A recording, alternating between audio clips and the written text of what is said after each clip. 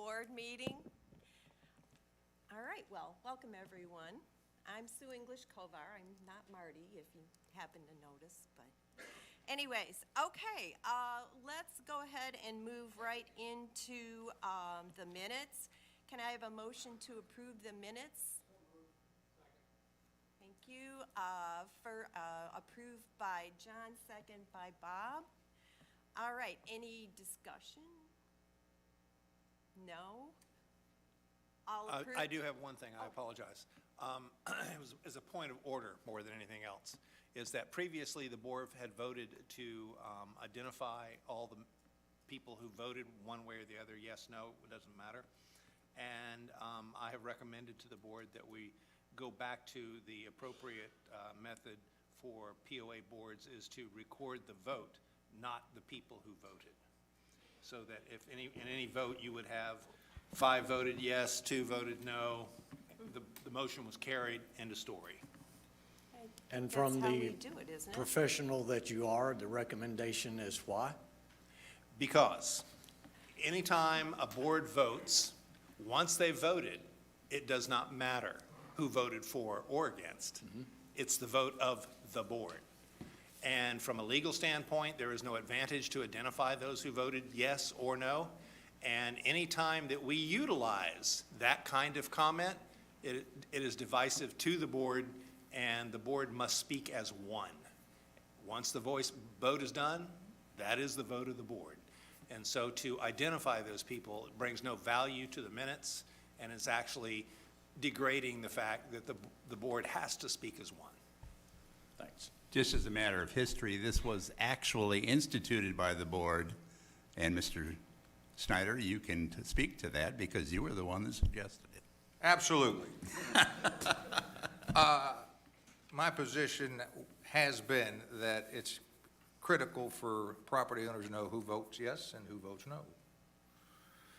However, now that we're on videotape, it's pretty apparent. If you want to know who votes yes and no, you can watch the meeting. And after a long discussion with Chet late Friday afternoon, as I was definitely against this move, he has convinced me that once the board decides, it's irrelevant who says no, because if a property owner comes up to you and you say, did you vote for that 9.1? The answer is the board approved the motion. Right. It's not, no, I didn't support it. It's the board approved it. Similar to when the board approved the Tanasi restaurant, not the Tanasi, but the Tokwa Clubhouse and Restaurant, I voted no. So it didn't matter. The motion passed. So after that long conversation, I have revised my opinion on the subject, and I'm okay with it. Okay, well, the only reason that I brought it up was because this was a decision made by the board, and to change it, the board needs to make that decision. And I completely agree, and that's So- why I'm pointing it out now. You're correct. So, once the minutes are approved, right. I'm going to enter a motion to that effect. Okay, all right. So, for the minutes, all approve? Motion carries 6-0 with one member missing. Okay, so I make a motion that the board not reflect who dissents, abstains, or recuses in the minutes. Is there a second? Second. Discussion? All approve? All in favor? Open for the association. No, this is a board issue. Sorry. So, Okay, all approved? Pass 6-0. Okay. All right. I think as Steve said, if you want to know who voted which way, it'll be obvious. It's recorded now. It's on YouTube. You can go to it, and if you want to know, you can find that out very easily. Let me also Absolutely. put this in a practical, if I may interrupt one more time, in a practical sense. If we were to vote as a board, and this is completely hypothetical, but it will at least take you there. If the board voted 4-3 to approve a dock that was in a questionable place, right? It may cause problems. And 6 months into the dock being placed, somebody's injured, and they want to sue the board. Well, the 3 people who voted against it, doesn't matter. Right. As far as D&O insurance is concerned, all 7 are accountable for it. And so that's why I wanted you to understand, once the vote's done, it's one voice, it's one commitment to the process. Thank you. Okay, So just for clarification, like today Marty's absent, does it matter if we say Marty's absent? You have well, you don't have to, you can say one member is absent. Okay. Oops, sorry, you can say one member is absent, but the reality of it is you have a quorum, so the vote is legal and appropriate. Yeah, and in fact, in the minutes, you typically show up at the top who's in attendance, Correct. so. That's correct. okay. Moving So on. the next item is mine, Sue. All right. She just jumped in front of you. So each year, you know, we have board members who pass from the board. This year, we do have one. And each year, we try to recognize the individuals who have sat on the board who have completed their term. This year, that would be Sue English Kovar. Sue has been on the board for the last 3 years. She has served the last year as the vice president, which explains why she's sitting in that chair today, since Marty is not here. So, Sue?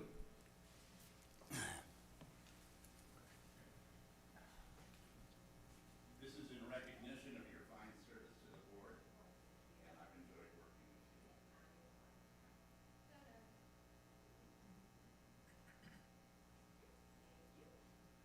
Well, let me just say again, because I have recognized it has been. Yeah. Use my microphone. All right, I'll go back here.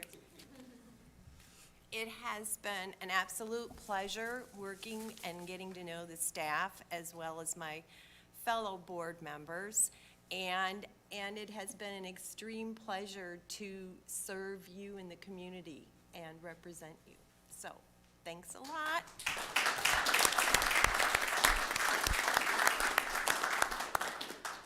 Okay, the next item is to ratify the acceptance of the Form 990T. This was originally accepted by everyone on the board late in November. So at this point in time, we need to ratify that motion. So I would like to ask all in favor of ratifying. Well, hang on, so there needs to be a motion made. Oh, I don't know. And the motion would be to ratify the 7-0 electronic vote to accept the TVPOA 990T informational tax filing. Okay. Seconded. There you go. Now you can call for a vote. Discussion? No discussion? Okay. All in favor? 6-0 passed. Okay. All right. Sue, one question there. Yes, sir. Mickey, has that been posted to the website yet? Yes. Thank you. All right, next up, Tanasi update. Chet? Okay, well, I guess mine kind of bleed into each other, so let's start with that. All right, there's a couple questions about the cart barn that has been open. As why aren't we putting carts in it, is because it is not set up yet to take care of carts. And I may ask Clayton to interrupt me if I say something that isn't true. It is my understanding that we are still waiting on LUB to install a transformer that will allow us to connect the electricity. We have everything there, but they've not installed that. Once that is installed, the state has to inspect it, and they will not inspect it until we have that transformer in. So right now, we're peddling, waiting on the county and the state to show up and take care of these things. In terms of the temporary building, we've now identified the temporary building that we are going to put out there.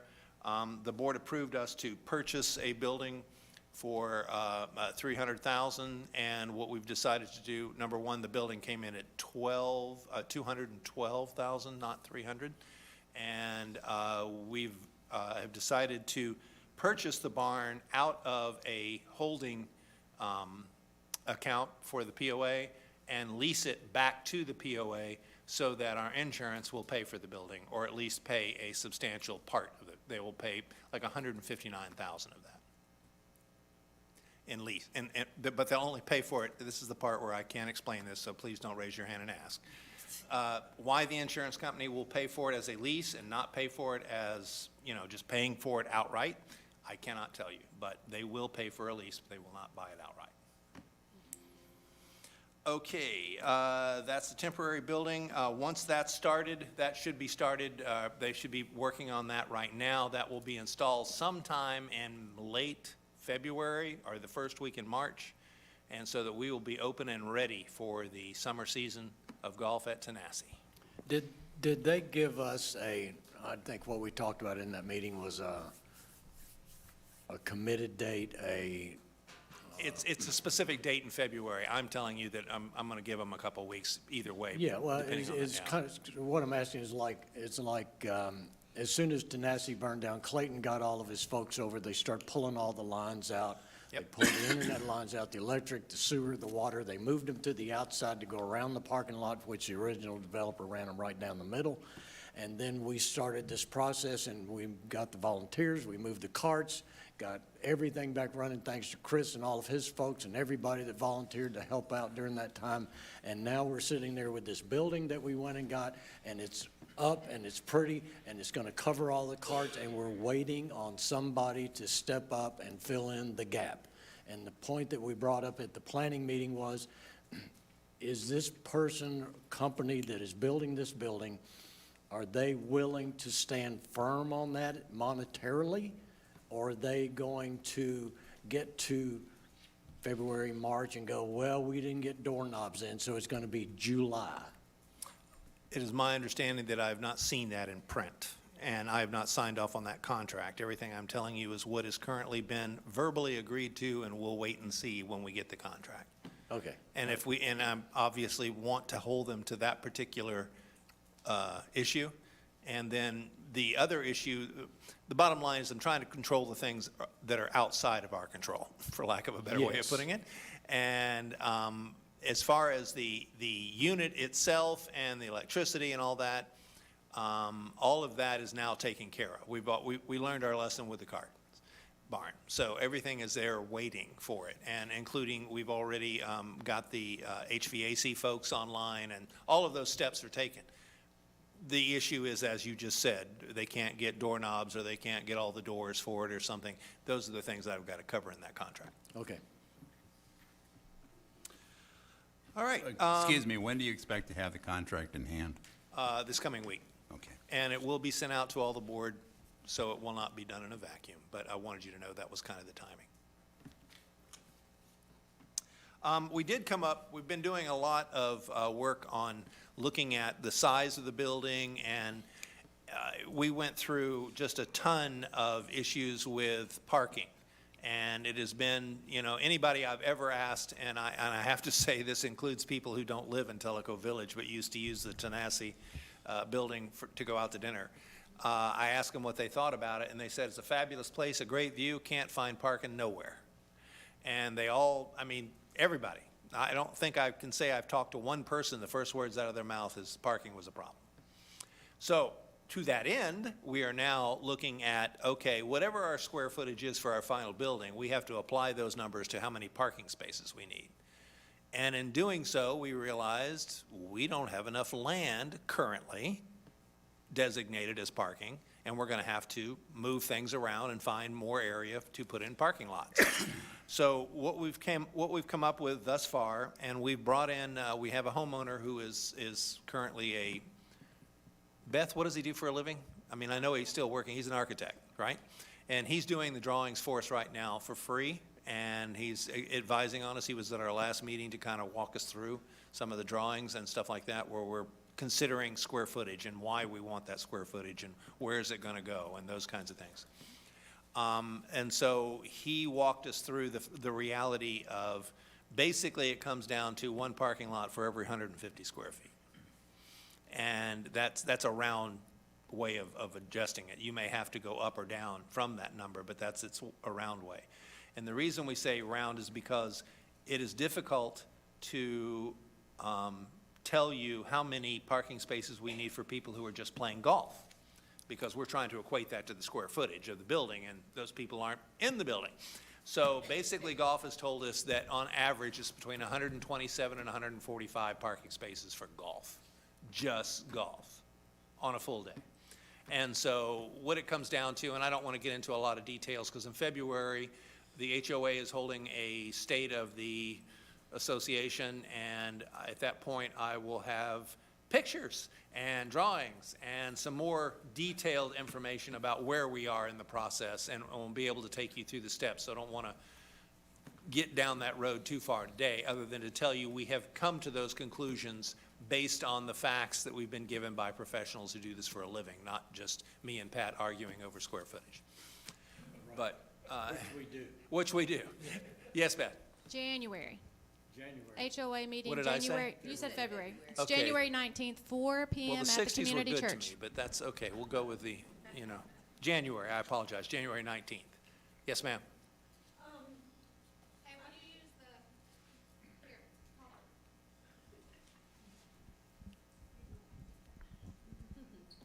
I understand everything you've said. I'm Pam Craig, Yes, ma'am. and appreciate all that, but there's also boat docks down there. And in the summer, 2 o'clock in the afternoon, there's no parking. You got ahead of me. I'm sorry. Got ahead of I me. do this. You can ask the people. The other group that is not included in that would be the boating folks. And so that's the other set of the, basically, to cut to the chase, we're looking, right now, I think we have 127, and we're looking at more like 319 parking spaces. And so that's going to be a grand increase, and it means that we're going to take up different property that now currently has some other function, whether that's a putting green or the 9th hole, which I know is controversial, but that decision hasn't been entirely made yet. But one of the things that we're currently doing to be able to identify these things is that we're getting a survey of the entire area to create a topo map. And there's a couple reasons why we need that. One of them is to be able to make these decisions about, well, you got a hole down here, and you got putting green up here, and then you got all this in the middle. Well, how do we balance that out, and how much land are we going to have to move? Well, all of those things require a survey, first of all. The second thing is we are playing a game with the 820 line. And I don't know if you know what that is. That's 820 feet above sea level that we have to be at for all our septic, all our electricity, because if you get below that, then you get into water. And so we're adjusting to that, and we're also adjusting the building's relationship to the property based on the 820 line. And so we need to know where that line is, and it needs to be staked out, and we need to have real definition to move forward now. And so that's why we're requiring the survey to get that taken care of. May I say something? Of course. Please. Can you come to the mic, push the button, or Joe, can you tell me? Clayton, hold on 1 second, we gotta turn it on. There's a little button right there. Hold on. Hold on. There. Now you go. My name is Rex Marcy. I'm a little slow, I guess. But in considering parking spaces, rather than go out, you could consider going down and do multiple level parking spot. So in 100, yes? You're correct, and one of the things we're looking at is exactly that. That's why I'm Okay. saying this topo map is for a multitude of problems. And Marty's not here to talk to this, but he was the one who brought up the fact, we're trying to go out. We actually could go up if we chose Yes, to. sir. Yeah, actually, And multi-decked. yes, my thoughts are to go down, and you'll still be above the 828. Sure. No, and Yes, sir. it's all good. Either way, I mean, frankly, I don't care which way we go. If we go to a double deck, then we can argue about whether we go up or down depending on how it fits with the building. Yes. But yes, that is another option to Okay. keep us in the same area. Yes. And by the way, thank you both for responding to my letter. I appreciate it. No worries. And I want to be a positive contributor to this project. And I appreciate that. Thank you. You bet. Okay, I guess I'll just plow on with the rest of the stuff I have because I'm the next guy on the list anyway. Operations. Yes. So in operations, the board was sent yesterday the proverbial CEO board report. I will not be talking about that because y'all can read better than I can speak. And it's not really the type of work and what you will be hearing from me in the future as a CEO report. I'm going to be talking about projects. What are we working on? What are we doing to move the association forward? The details I can have in this, and it still has the normal details you're used to, how many houses we've sold, how many employees we have, the usual. So, to that end, one of the things that the board requested of me, and I'll be giving a lot more detail in our January. Excuse me. Yep. And for the audience here, if you're interested in those grisly details, FAC covers them in their meeting prior to this meeting. The Friday before this meeting, they cover all of those details, which Sure. is houses, lots, delinquencies, the whole thing. Yep. Yes, that is correct. Number of rounds. Yeah, all of it. So the reality of it is that's information that all of you can get, and you didn't hire me to be somebody who reads off a piece of paper. You hired me to drive the community. And so that's what I want to talk about, is how I'm driving the community and my goals and where I'm going with it. One of the things that the board tasked me with when they hired me was to evaluate the staff from the top down. And so I've been doing that over the last 4 months, and one of the conclusions that I came to is that we have directors' meetings, but we don't have manager meetings, and they're kind of the next tier down from the directors. And so I've now instituted a managers' meeting once a month where I bring them all in for discussion about what we're doing, why we're doing it, and training. This last meeting, we had our first one last week, I believe. And part of that was Mickey coming in and helping them understand our finances. When they get that financial report, what does it mean? How can they use it? Why do they even care to read it? All of those things, because they're at the level where a lot of these decisions get made and handed up to the directors. Well, if they don't understand it, that doesn't really help us. And so I'm trying to broaden their understanding of what their job does for the community and how it affects it. We're also doing training on other topics, like how to manage staff, how to handle a difficult employee, how to handle a difficult homeowner, all the things that they get involved with. None of us are difficult. You know, these are imaginary trainings, you know, they're all that, you know. We all just come with great ideas for That's you. it. That's absolutely true. So anyway, that's one of the things that I am working on. I also sat down with all of my direct reports, and I think all of my direct reports have, if they're not done, they will be done before the 31st, in outlining what those folks' goals are going to be. And the only reason I'm telling you this is so you know I'm bringing to the board what I would like my goals to be for 2023. And I'm sure the board will have additional ones beyond that, but I have a set of them. And in my goals, I've defined other people in the staff who I'm going to require to have to help me reach those goals because they have a partnership in that or they have a stake in that some way. And then I sat down with all my executive staff and said, what are your goals? What are you going to do in 2023? And we had really good discussions about certain things that people put down for tasks or really just their job. That's not a goal, kids. That's what you're supposed to be doing, whether you got a goal or not. What I really want you to do is give me, how are you going to push the envelope? How are you going to take us to a new level this year? Whether that's saving money, instituting a new program, showing us a better way to do it, finding something that we've never even thought about. I'm trying to get them to start working outside of that box that they've been in for a while. And one of the things that has helped with that is it's been a collaborative discussion. It's not been them in a vacuum and me in a vacuum. I get them all in the same room and we all talk about each other's goals and how can we make these goals, real things that are going to push the association forward. And that's turned out, in my small mind anyway, to be very successful. And I think that this year we're going to have a lot of good goals and a lot of progress in pushing the community forward.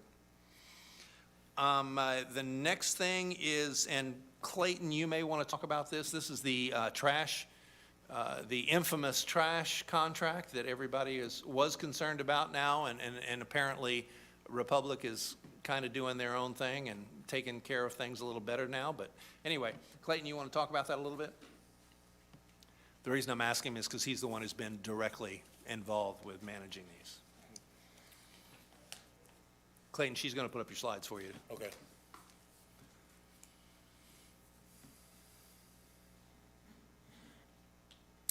So, as I explained several times, we reached out to 5 different companies. This is really the only 2. Well, there was another one, but we didn't think they were qualified to do our trash service.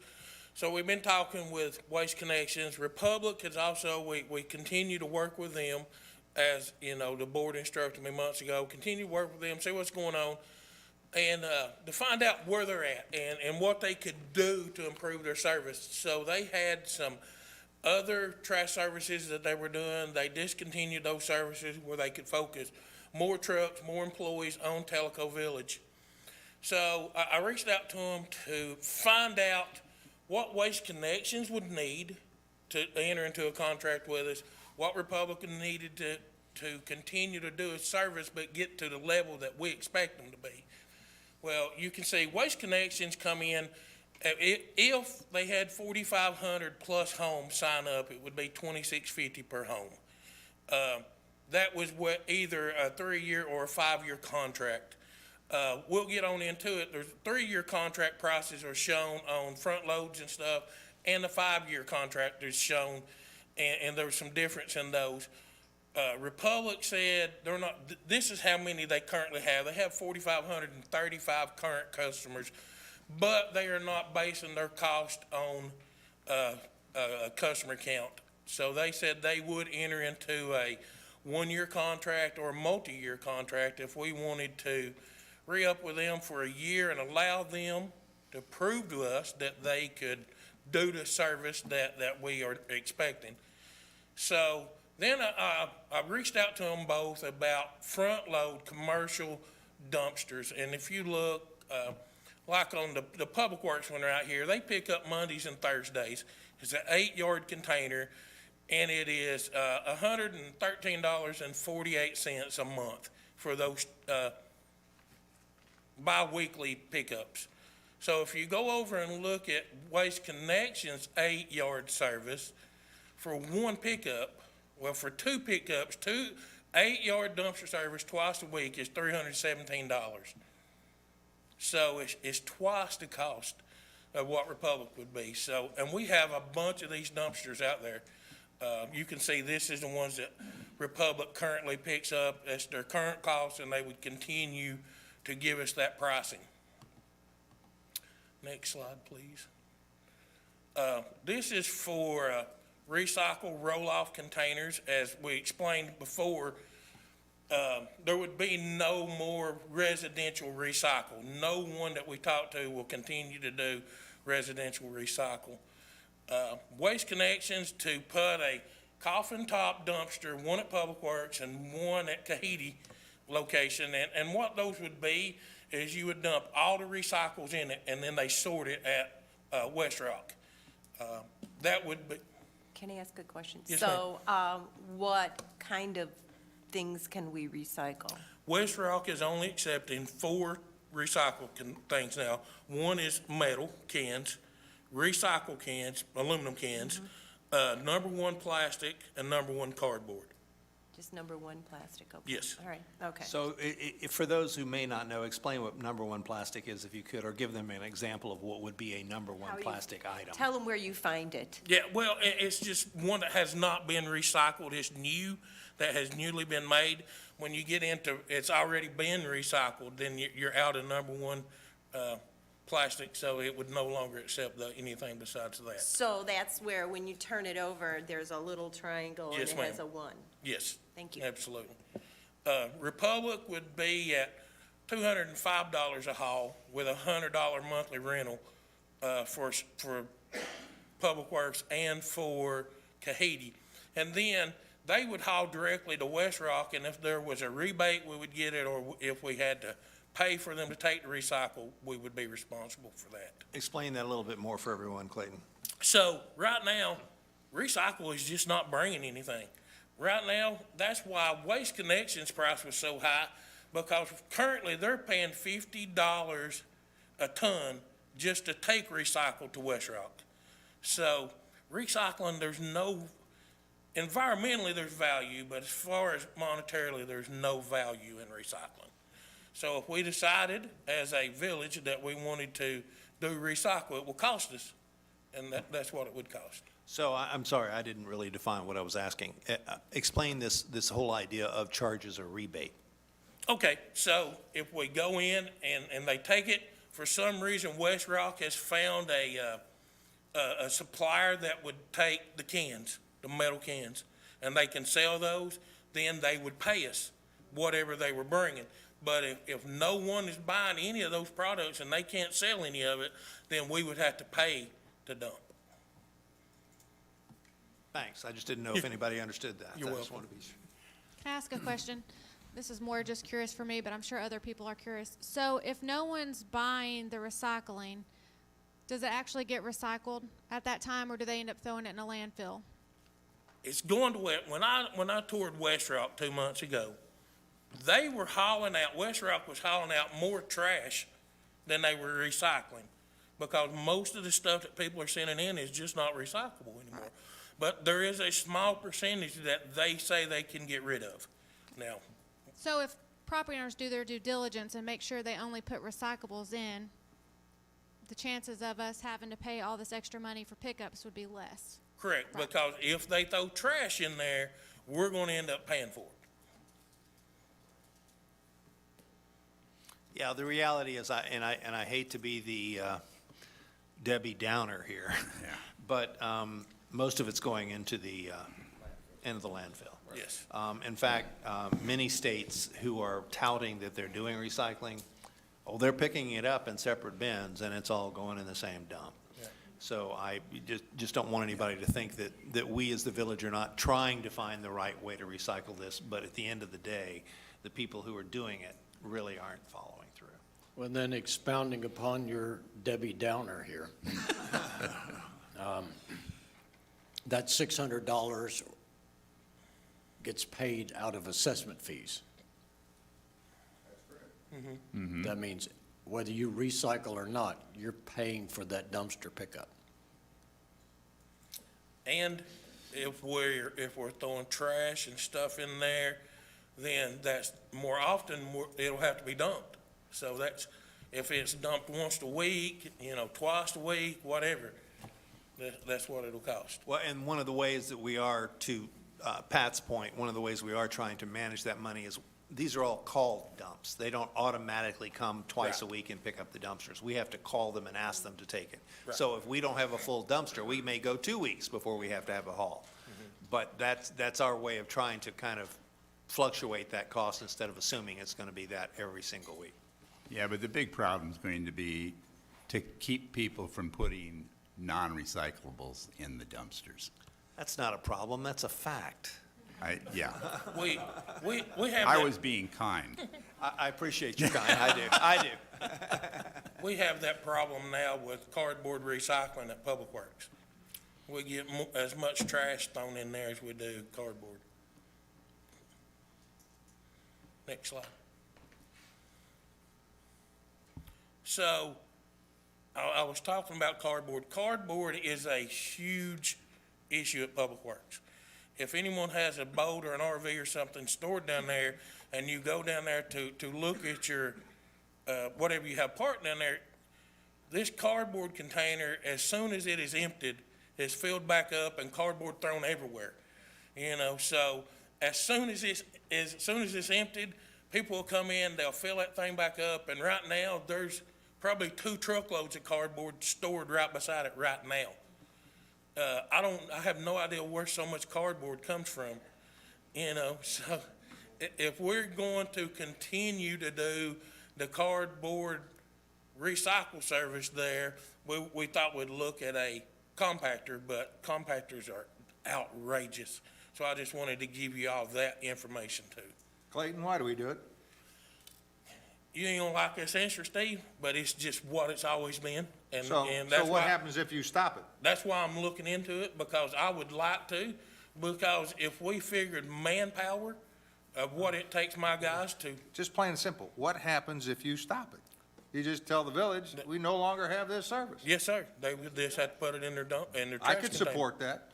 I don't know about the other board members. Yeah, or convenience centers, Yep. No. And the thing is, if people want to recycle, whether it's cardboard or anything else, they can take it to the Loudon dump, right? Yes, sir, the convenience center, yes, ma'am. Next slide. This was, put this in there for information only, that was, Waste Connections' 5-year pricing. The dumpster rates and stuff went down slightly, but nothing, tremendous, but I'd put that in there for information. Next slide. So, this is where we would be at. If Republic would be $25 a month, $75 a quarter, or Waste Connection would be $26.50 per home, a month, a week, so.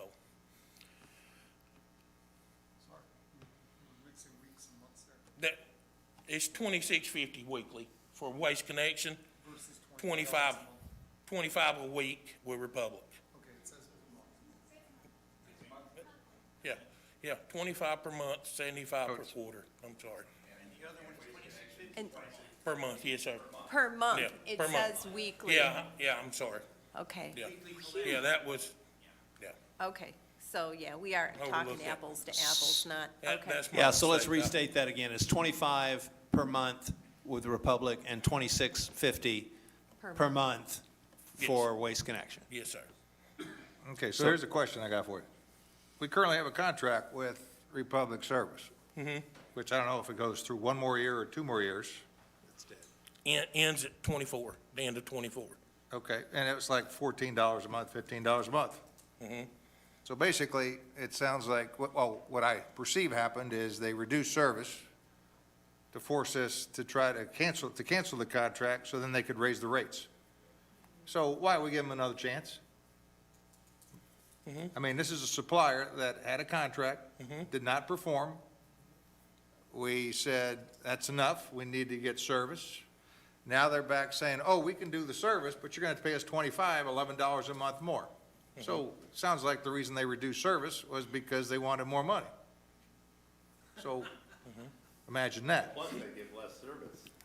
So, once again, as managing supplier bases, why would you, obviously you'd want to have a competitive bid to see you're not getting raked over the coals by somebody else, but why would you go back to them? That's a fair question. The only answer that I have for that is that if we don't want to go back to them, then we're gonna, either way, we're gonna be into the 75 to 80 bucks a quarter, either way. So it's a matter of how we want to move forward and whether we believe that Waste Connections can do a better job. One of my concerns is that Waste Connections is not that far off on the residential pickup obviously. But on the larger containers, they are way the heck different, like double. And so that's why I'm concerned about how we handle that, and I don't want to mix and match vendors. And I mean, I have had people argue that, well, we can have 2 vendors, and maybe we have Republic do all of our commercial stuff and have Waste Connection do all the residential. But I think that's an error, because then we lose some leverage that we would otherwise have because of volume and other things of that nature. Well, the question that would automatically come up is if you only give them the dumpster, they're not going to do it for the rates that they've been quoted. Most likely, That's what you asked for the quotes. Yeah. yeah. Sorry, if we have a contract till 24 with Republic, sorry. If we have a contract, and I probably missed this in a past meeting, if we have a contract through 24 with Republic at 14, why can't we force them to stick with 14, other than their service sucks? The answer to that is we don't have, we had. Yeah, we canceled that. We canceled that contract. Yeah. And to address Steve, part of the, you and I and Rick, yeah, we were on here when we passed the purchasing and procurement. You have to have bids. Clayton goes out, he says, these are the people that can provide the service. Some of them have told us, we can't in any way accommodate you. Part of this process is to find out who can and what the going rates are, so you go to Republic and you go to Waste Connections, Waste Management, et cetera, and you come back with, not yet a bid, but you come back with a very good idea of what their bidding process will be. You then have to ask yourself the question, now I'm dropping out of being a board member, now I'm going back to being a property owner. I go get my car repaired at the same place over and over and over, and they don't repair my car, and they give me a reason.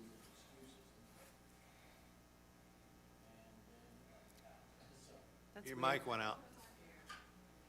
Well, it was on, but, It's going off and on. yeah. Sorry, my microphone goes in and out, the little green light starts blinking. So anyway, to Steve's point, I understand why we go to Republic, but from my perspective of, am I gonna get my trash picked up on a regular basis, whether they double the price, triple the price, or came back for the same price, to me is immaterial. It's the faith that I have that I'm gonna take my trash out on Wednesday morning, Wednesday afternoon, I'm gonna put the trash can back in the garage. Chances are, from my perspective as a property owner, it's not gonna happen. They have not demonstrated that level of service. So I'm anxiously awaiting on what we see we come up with in these bids. Okay, I think that covers it for us, thank you. Well, and one more. I just want, the other thing too, though, is I heard you say, Chet, that one company versus the other, when it comes to your commercial trash pickup, is substantially more. Which is which? I'm sorry, Waste Connections is double what the Republic is. Okay. Well, that seems that would be something you want to take into consideration. Sure, absolutely. The other thing is that Waste Connections really doesn't want to give us a 3-year contract. They want us to sign a 5-year contract. And I would defer to what the board would want to do, but in my experience, I never want to go over a 3-year contract with a wind up my skirt. I really don't want to go over a 3-year contract. And even in a 3-year contract, I'd want some kind of exit possibility along the way. And usually a 30-day exit possibility on the way. Yeah, you can build in a review period. Yeah, You yeah. know, that's not uncommon in contracts. Not at all. And so at the end of the day, to answer your question about it being, they've already shown us that they're basically kind of strong-arming us into a higher price, is to build into that, you squeak for 2 weeks and we'll go find another company. You got to be on time. You got to do it every time. And our determination is it worth the pain of the 487 emails when they don't? And we have to decide, and the homeowners, I say that tongue in cheek, but the homeowners have to put up with this too. So that's a problem. It really is. And people not picking up the trash is a real problem. It's not, non-circumstantial. So those are the things that we have to evaluate. And once we get the official quotes, bids, whatever word you want to use, then we come back to the board with our argument and let the board make a decision on that. You had one more thing, Clayton? No, I have another question. When you went out for bid, did you, have you gone back and said, I want to split the bid? Give me a quote if you only get residential and a quote for the commercial, our needs, and do it for both. And then once you get it, play each one against each other. And if you want to go with Waste Connections for residential, negotiate to get their commercial rates down, et cetera. Yes, I can do that. I was sitting here while y'all were talking, I was thinking, how did I miss this? How did I do this weekly residential collection based on 45? That is what their proposal says. Because I copied these straight from their proposals. So either he's trying to say $26.50 a week, or he just made a mistake on his proposal. But that's what I was looking, that's what their proposal shows. Weekly residential. $26.50 a week is way Yeah. more than. So it's So it wrong, sounds but like- that's what, They'd be out of business. yeah, but that's Yeah. what their quote says, so that they sent Chad and I. So, but yes, we will talk to them about splitting those and get back. There on were it. others that said that they couldn't handle us, but they gave you numbers that were more in the low 20s for a month. Yes, So, yeah, so I'd say that must be a that's wrong. typo. yeah, but Yeah, either it's wrong or they're not a company we want to use Yeah. because they're. And I mean, this is anecdotal and I admit it freely, but in talking with the guy from Waste Connections, he basically was pretty flippant about the whole thing. It was like, yeah, you can take it or leave it. We don't care. Yeah, we know you don't want a 5-year contract. Bummer. That's what we have to have. And so I kind of You're not turned me sensing a off right out good of the. working relationship Yeah, there. yeah, not at all. No, I was kind of choking on that. Didn't we have Waste Connections in the past? Yes, we did. Yeah, Yes, sir. there it Yeah. is. They're Yeah. just getting even. They're just annoyed that we dumped them the first time. Yeah. Yeah, all right. So And I and don't at want to some beat this. point, you're gonna do analysis, Chet, to say, at these kind of rates, it may make sense to do it internally. That train's already left the station. Well, then you better talk about that for a minute. Don't have enough numbers to where I can actually guarantee you what I think we're up against. Okay, but yeah. Yes, I mean, the Yeah. answer to that is yes. Go ahead. Yes, sir. Just clarifying my mind. Hit the little. Say your name again. Bob Denny. Thank you. Thanks, Steve. Just to clarify in my mind what happened, we had Republic, and for the past basically 10 months maybe, they have all but flipped us off when we called them because their service was unsatisfactory.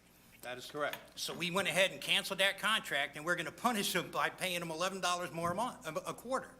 No, I didn't say that. I'm just telling you where we are. I understand, but I mean, I'm just trying to boil the fat away and see, when you get down to it, that's what's happening. That's correct. We canceled a $14 a month contract, and we're gonna rehire them at a $25 a month contract with the hopes that this past 10 months of experiences doesn't repeat.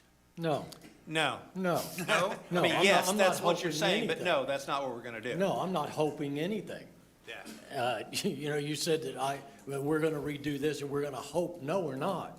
But let's say, for example, that process that Clayton brought up that said while he was standing up there looking at his phone, that $26.50 per home is per week. Let's say that, for example. It's not. No, wait a second. You said, I hope, so I'm going to give it back to you. Go ahead. So I'm then going to go to the Tellico Village property owners, and I'm going to raise my hand and vote yes. I'm going to force you to pay 3 times more. Holy cow, Bob, am I going to get phone calls then? They're Sure, going to go nuts. Yeah, but that's not a reality. Okay, so then the reality is, then you go back here, and I'm going to get 4,653 phone calls to say they held me hostage and you did it again, and there's only 2, Bob. What the reality, though, Pat, The is that you reality have is there's 25 two. versus 26.50 There's 2 people. for the residential. And we already have experience with one that we paid $14 a month and got horrible service. And I gave that little And now we're diatribe gonna- to say, we're- I don't trust them. And that's fine. I'm just saying, if we went with Republic, that's the scenario. We used to have them at 14. They were horrible. If we bring them back, we're gonna bring them back and give them 25 and hope for better. And that's what Steve brought up. Yeah, and I'm just questioning that to make sure I understand what I heard. We got the question. Okay. We're living the dream over here. Thank you. I'm done. Okie dokie. Anything else from Clayton? Nope, he sat down. Good. Will you remind, real quick, Chet, one of the things Clayton didn't say, if we did go with Waste Connections, how long it would take to get all those cans switched out? And there's also, I think, a difference in the cans, Oh, things of that nature. we're with Republic for another 3 months with whether we like it or not. If we all went, yay, Waste Connection, we'd all get beautiful blue cans and all the other stuff would have to be picked up, and it'll be about a 3-month process for them to gear up and have all the vehicles ready, because they're having to buy trucks and everything else to service us. And again, this is a side note, and just so everybody understands my thinking on this, anytime a company tells me they've got to go out and buy product to be able to serve me, I now have a concern, because they're having to gear up. And if they aren't where they're supposed to be able to take care of me, then that's a problem. Because what happens if they can't gear up? What happens if they can't get the trucks? What happens, I mean, you know, we just talked about what happens if I can't get doorknobs? Well, it's the same principle here. Okay. Moving on. We beat the trash to death. The last thing I have on my comments that I'm working on right now is for the board mostly, but there have been multiple homeowners come to me in great consternation over short-term rentals. And so I went back and looked at our documentation, both in the, I believe it's the red book, no, blue book, sorry, got the commercial and house backwards here. The blue book, and I've looked in our documentation. We have nothing in our CC&Rs that regulates rentals. Normally, in associations, there is at least a minimum time for rentals. That does not exist in ours. And so that caveat allows for the VOBR or VIBR or something? Airbnbs of some kind. And because of that, we've had some really bad experiences with people renting their house out to 17 teenagers and parties that went on till 3 o'clock in the morning and disrupting of the neighborhood and all kinds of fun stuff. So one of the things that I would like to do, and we'll have for the board in January to look at and discuss, and hopefully have it to them before the board so they can think about it and then discuss it at the January meeting, is a policy for handling short-term rentals. Currently, the only thing we have in place is that theoretically, people who want to rent have to come and get a permit from the ACC. And we need to find some really significant ways of being able to identify who those folks are. Because if they don't come to us, you know, it's easier to ask for forgiveness than it is to ask permission. And a lot of people operate under those particular kinds of contexts. So I've got to put a policy in place that gives us some ability to track those people. And for argument's sake, once we give that permit, we have to have ways to enforce that permit. And so we're going to have some stages in this. Your first violation where people are calling and telling you, or they're sending in help spots, where we have it in writing, where we're having all these problems in the neighborhood from this rental and blah, blah, blah.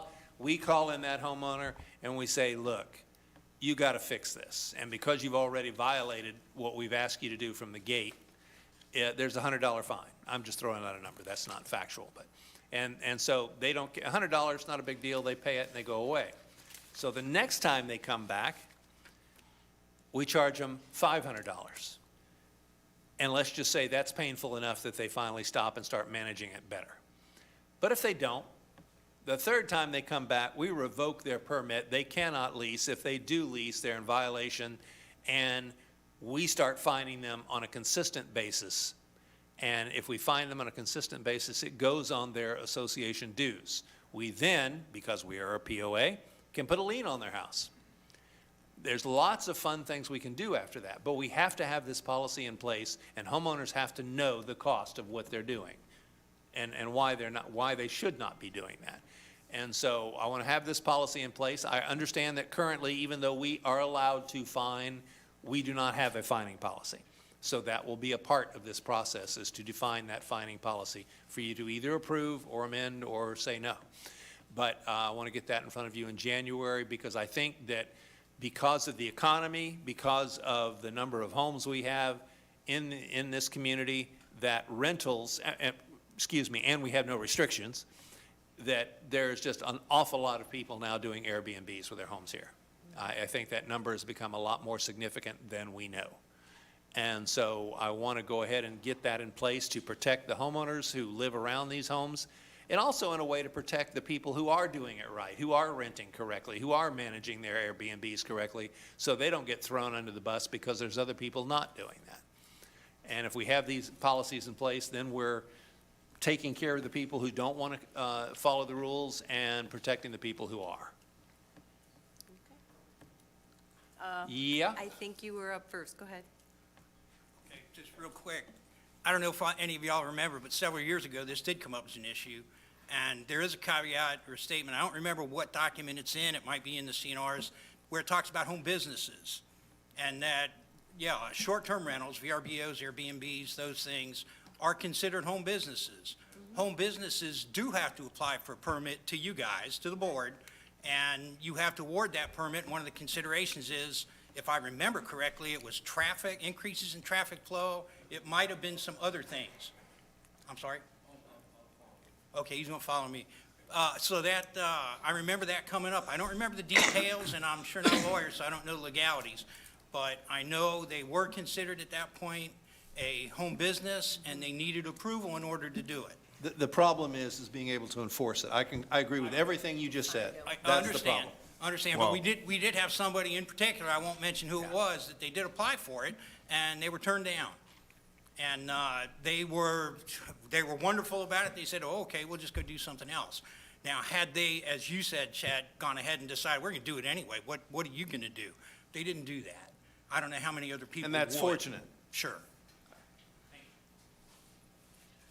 Thank you very much, Ed. I appreciate the response. So I'm Harry Rucker. I'm with the HOA. Yes, sir. And I'm the advocacy VP. We received the complaint, and I think you're acting on our letter on that. Yeah, well, I'm acting on not only your letter, But I but I wasn't appreciate being it. facetious. I have personally had people in my office Good. very Well, upset about that. I want to thank you and thank the ACC also. They took some initial action. You're going a lot further, and I do appreciate that.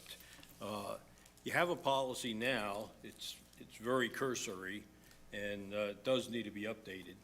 And also, the periodicity, you talked about that too. That also needs to be updated.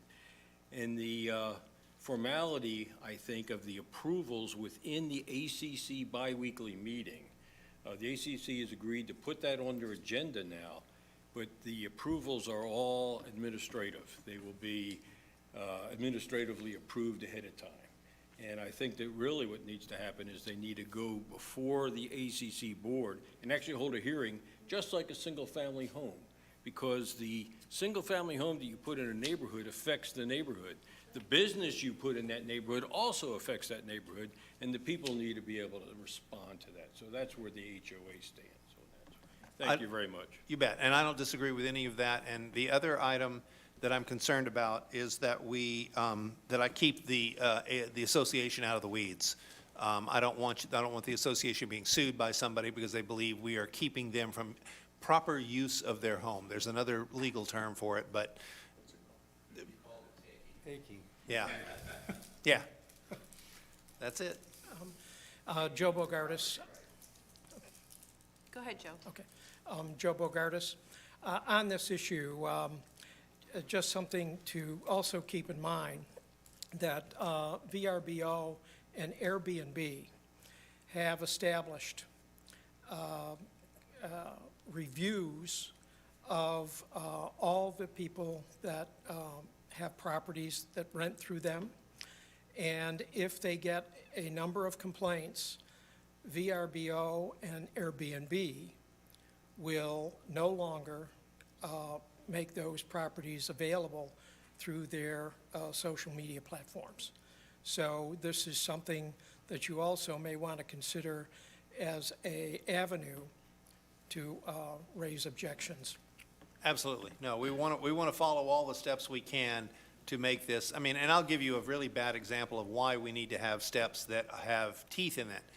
Managed a high-rise in downtown Atlanta, and the top penthouse was very big, very beautiful, and the guy who bought it wanted to rent it. And in this particular high-rise, there was a rental policy, but he would have had to have gone on a waiting list.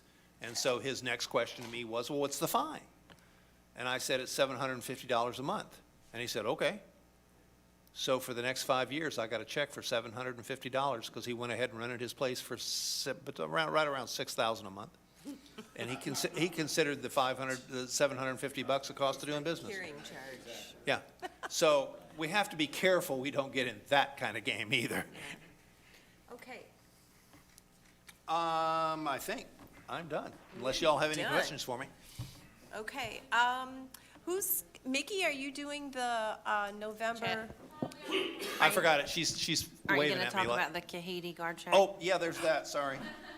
Okay, my apologies, I got ahead of my notes here. Under before short-term rentals, we want to talk about the Kahite guard shack, and there's at least 3 different issues here. The first one is, yes, Pat? After only 4 months, you're using yes, Pat? Wait till next year. Yeah. Next year it'll be put your hand down. Just for the sake of those watching and those that saw the telegram that came out that had the agenda on it, it had Kahite Guardhouse on the agenda. Uh-huh. We got together and asked you to do this because we did not feel this was a board item. This was a operational item. So we've asked Chet to handle this and update it. And as a matter of fact, that's one of the things I want to talk about. And I need to be fair to the homeowners and say that it has been my understanding that in the past, when homeowners have had a problem, the executive office was not always open to hearing you and trying to address it. And I can understand why there is some consternation and thought process that says, well, I'm just going to skip everybody and go right to the board. And part of my process in working with the board is to help them understand what's their job and understand what's my job. And my job is this kind of issue. It's operational. It has to do with how we process things. How did people go about doing these things? And I'm supposed to either correct that, agree with it, or implement it, or enforce it. So in this particular instance, the folks at the Kahite, what do you call it? Neighborhood Watch, thank you. The Neighborhood Watch folks asked about, would this be possible? And they also then went and they asked me, and I said, well, check into it, see what you can find out. They went to the sheriff and had a discussion with him, who happens to be here. Welcome. Happy that you're able to join us. And he came to them and said, look, we'd love to have a place out there where we could stop and do our paperwork in the middle of the night when nothing else is going on. During the day, probably have no use for it whatsoever because we're out doing other things. So, but they said they'd be willing to do that. Now, we already have the policy of putting a lock key on every building, and we just didn't happen to have one for that building, and now we do.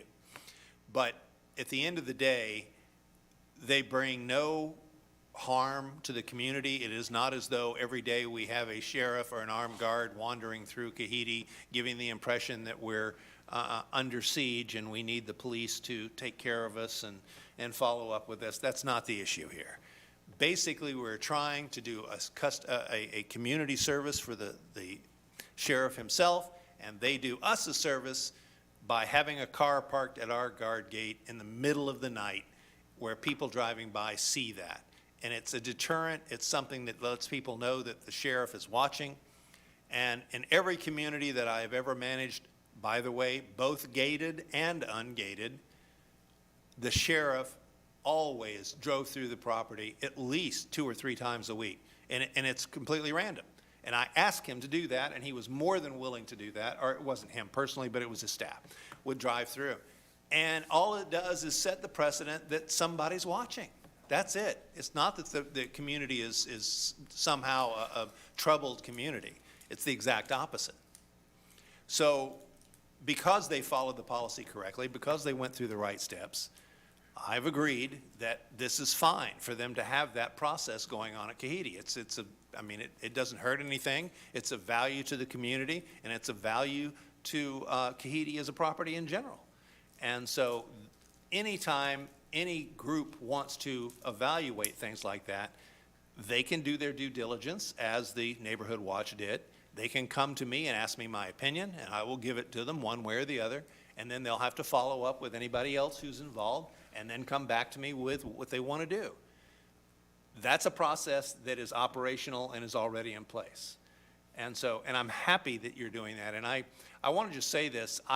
So far, anybody who's asked to meet with me, I've given them an appointment and I've met with them. Now, you may think that I'm grandstanding by giving them an appointment, but I'm not. What I'm doing is guaranteeing them that they will have my 100% attention during that period of time. Because my day is pretty busy, and I got at least 3 people putting stuff on my calendar all the time. So every morning it's a surprise. So anyway, but the reality of it is that I want you all to know that I'm going to be there to answer those questions. I'm going to be there to help you make those decisions and do it together, not in a vacuum.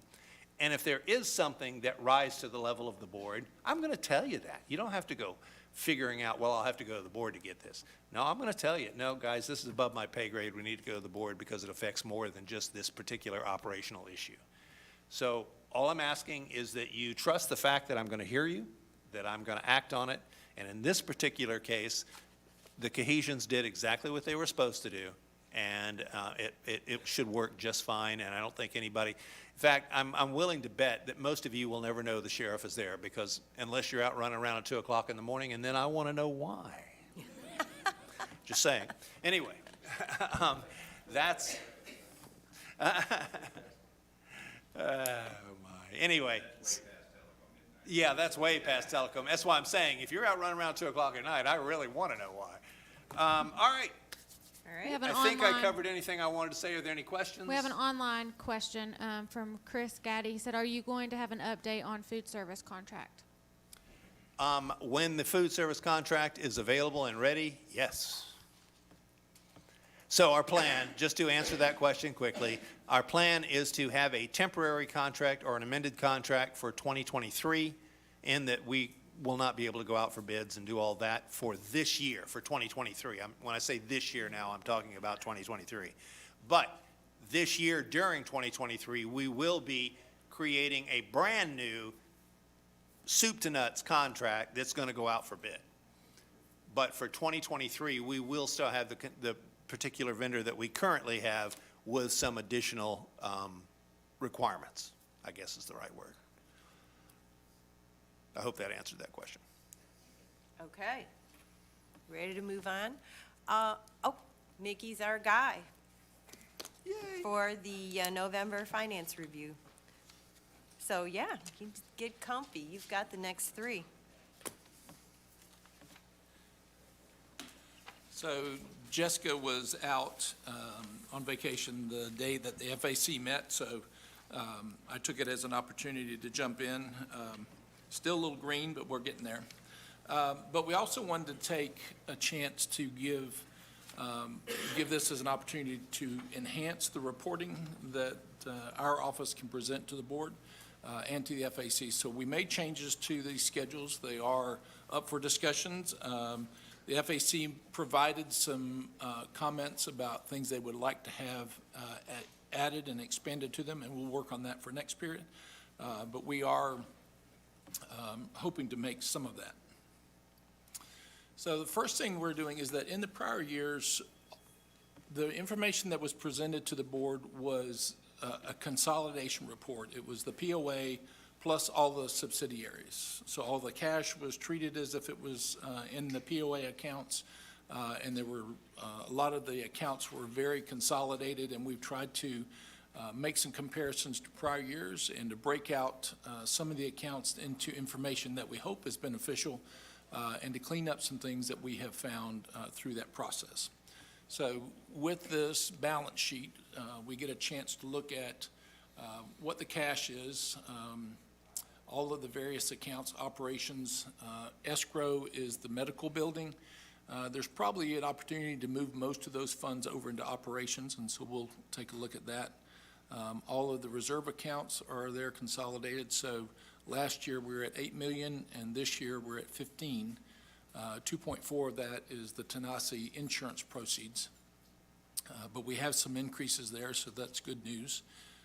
The restricted cash is the retirement fund for the 457 plan, and then the TRDA money is just our chance to segregate the funds till we get the 400,000 that is to be made annually.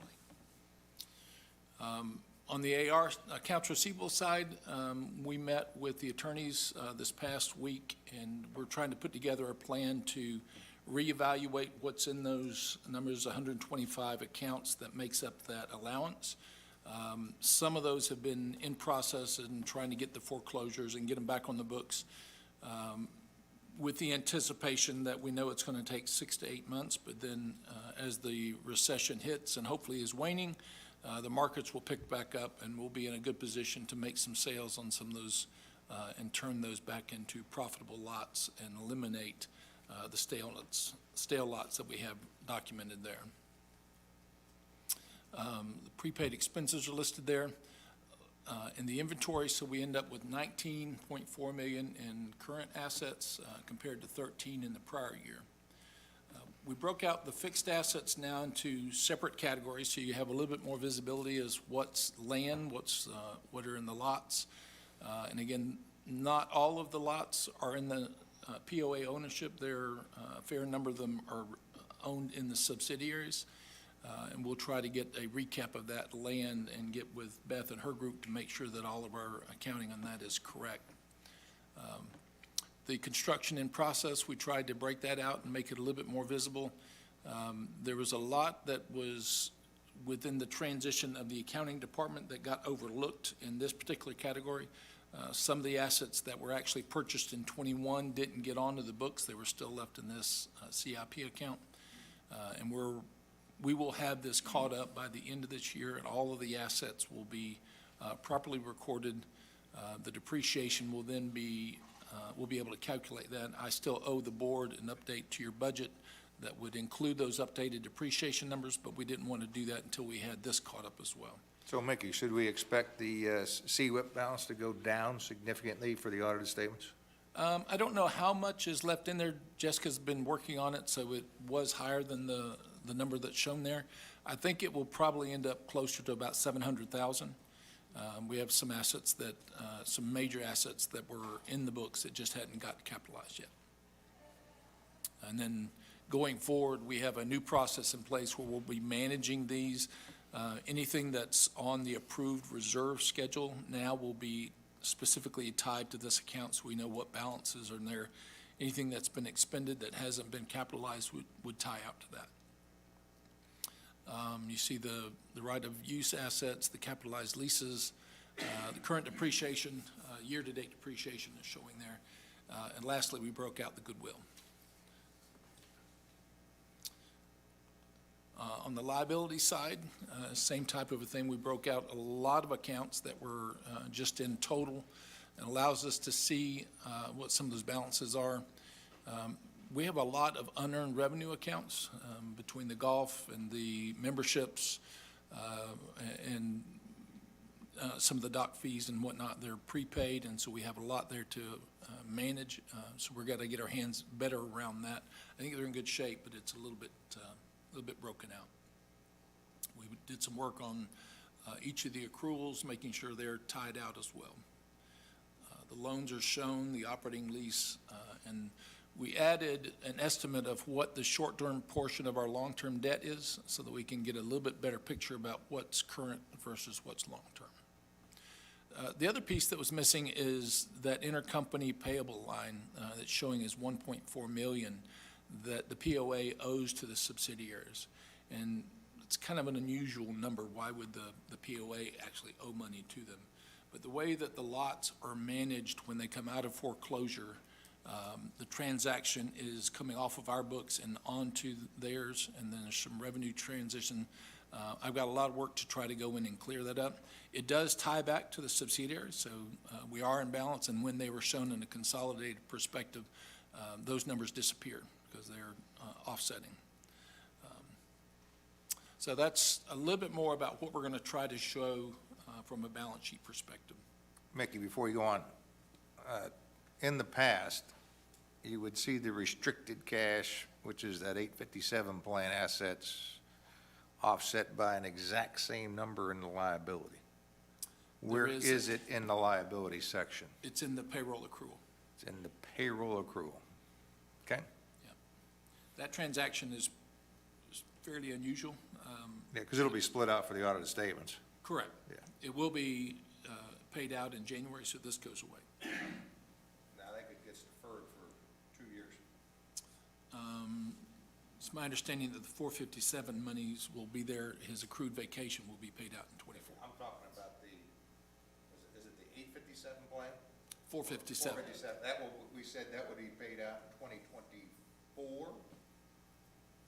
It's my understanding that it was in January of '23.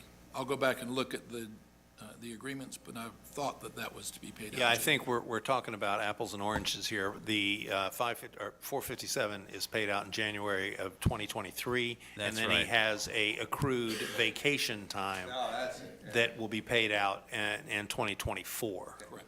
There you go. Really want him off my books. Yeah. So these are the balance sheets for each of the subsidiaries that are owned by the POA. CS Holdings The TVPOA Homes was the entity that built the house and sold it, and the only thing it owns now is some cash. So we have lots that are in the CS Holdings, AKJ, and TV Holdings, and what we were proposing to simplify our record keeping and give us one place to go to figure out where all of these things are is to close all of those entities into the TV Holdings entity.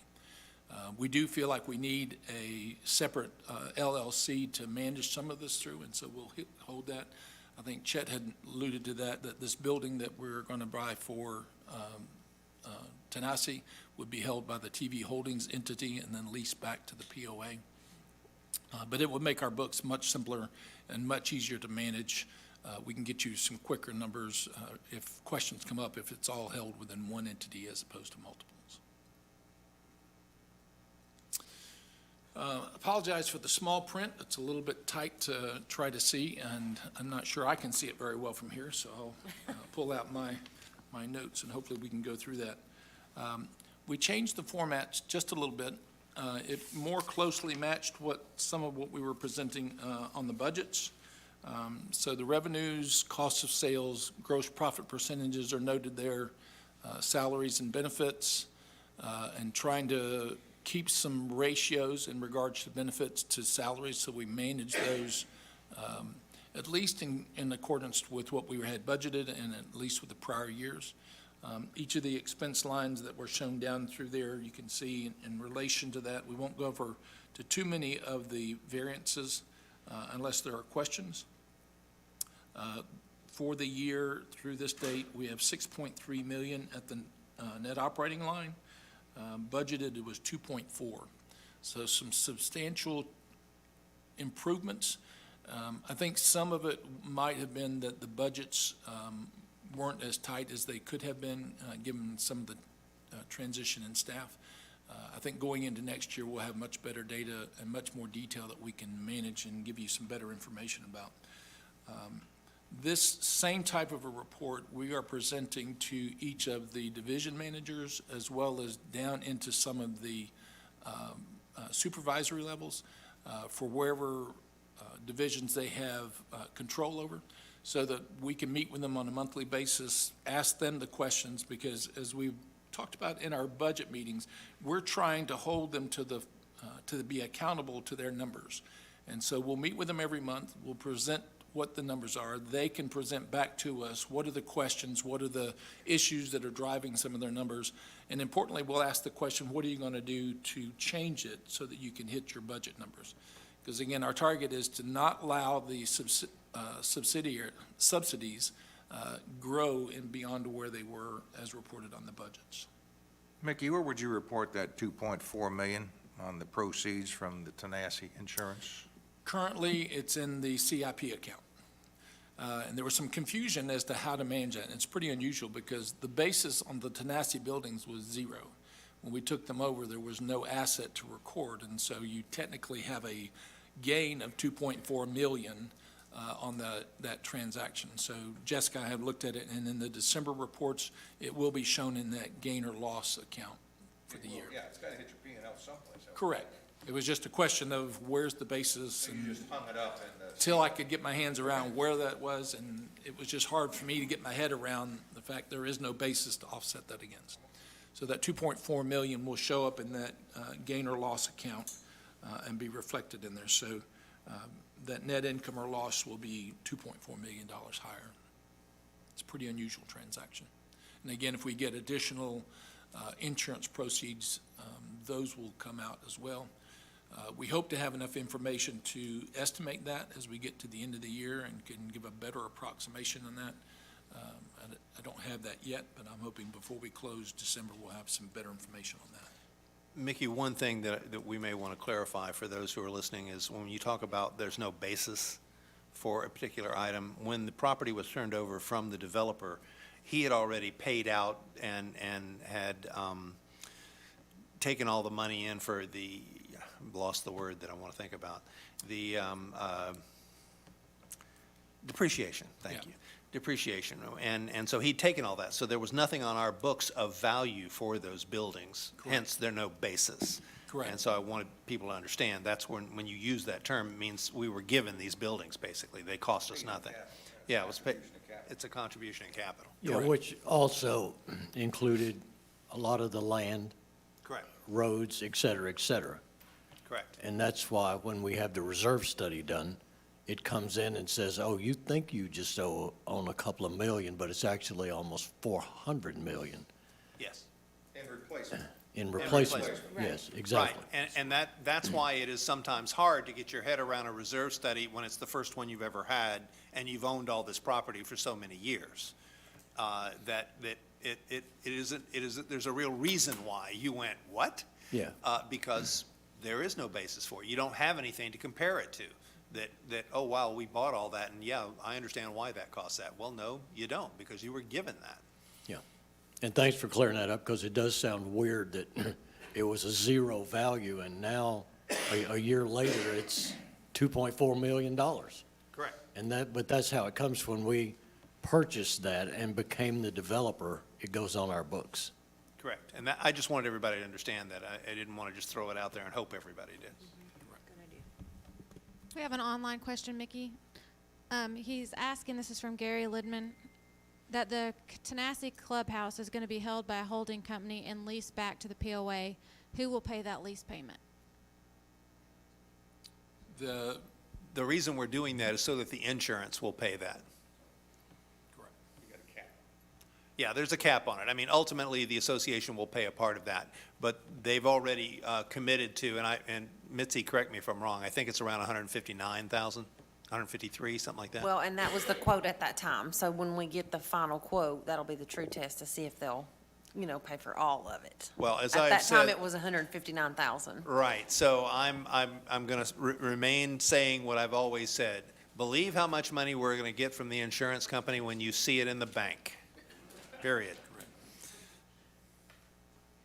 Any other questions on this slide? Again, this is the consolidated POA through 11 months. Going from here, we have each of the individual divisions. General operations, 3.8 million in revenue, 3.5 at the gross profit line. So showing a net loss at the operating surplus of 293,000, but they were budgeted to have $1 million. And so we can see some cost savings that were achieved in that group. We're over on the revenue side, which generates 450,000 of that, but we also had some expense savings of 136,000. Within the golf, we have 3.8, flip my own schedule, 3.8 million. And I'm sorry, I think I was on the golf when I was talking about. Mickey, before you go on, general in the general, does that include your ACC fees? Yes, So what you do is you combine your assessment revenue, ACC fees, correct. those kind of items. So the reason you're ahead, actual versus budget, could be because your ACC fees are greater than budgeted. That's probably the driving factor. Yeah. We did have a number of lot sales, so that's probably driving some of the assessments up as well.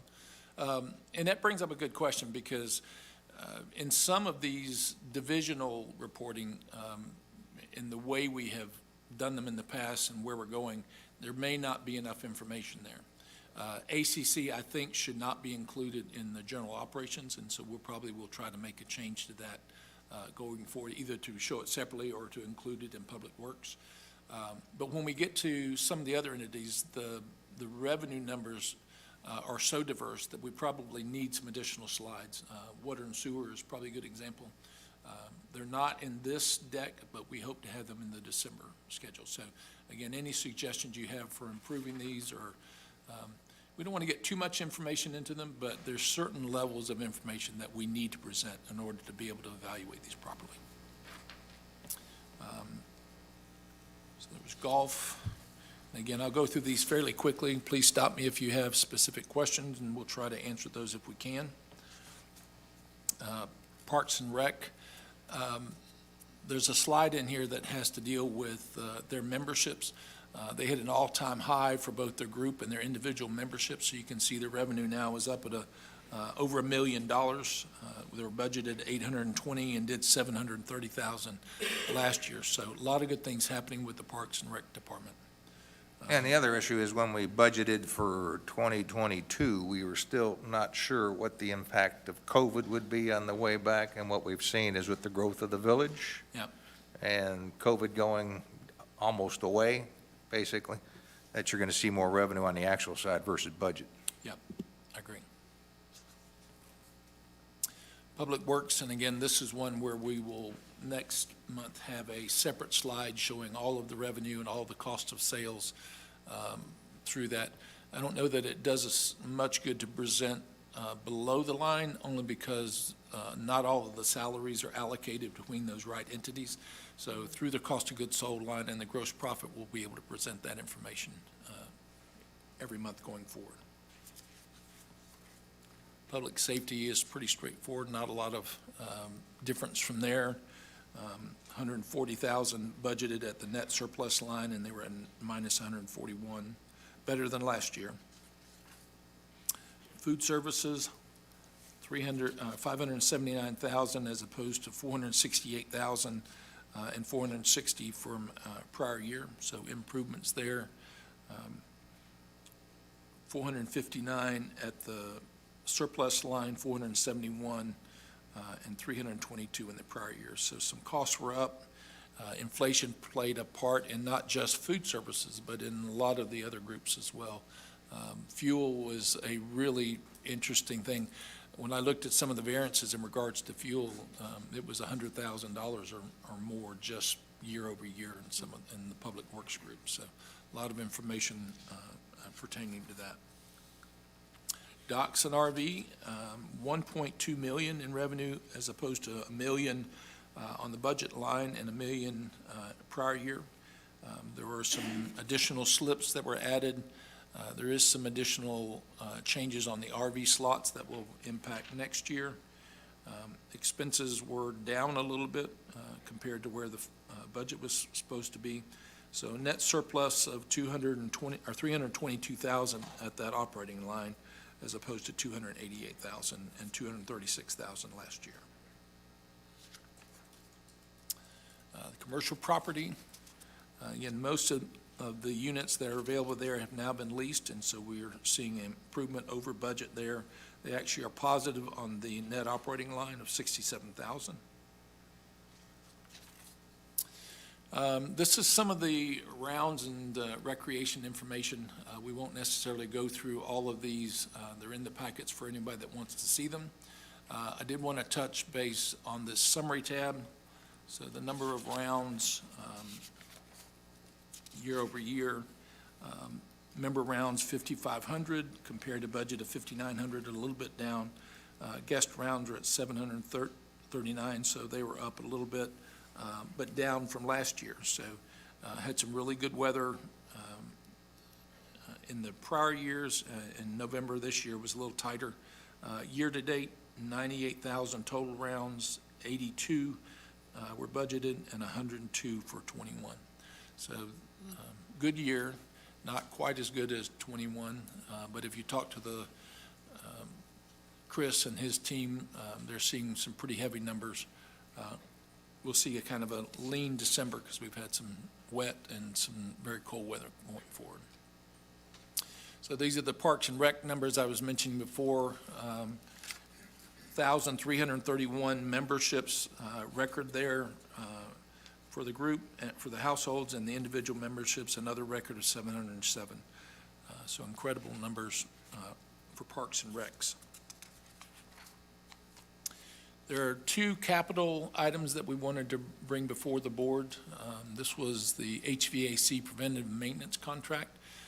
It has been on the budget for $100,800. As you can see at the bottom, there were 3 bids that were taken. The one by Cook's Mechanical, they could not do all of the work that was prescribed within the bid, and so they were excluded from consideration.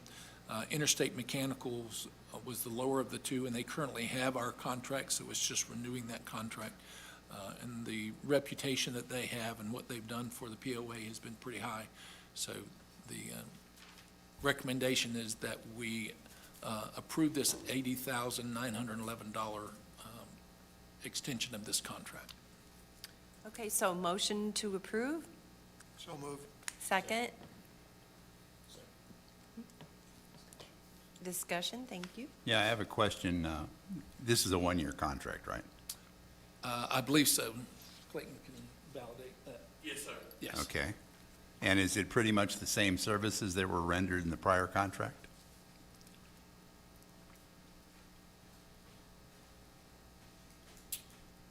It is pretty much the same service, but when you look at this service agreement, excuse me, up till this year, we had a service agreement with REA on the Dextron unit that is at the Wellness Center.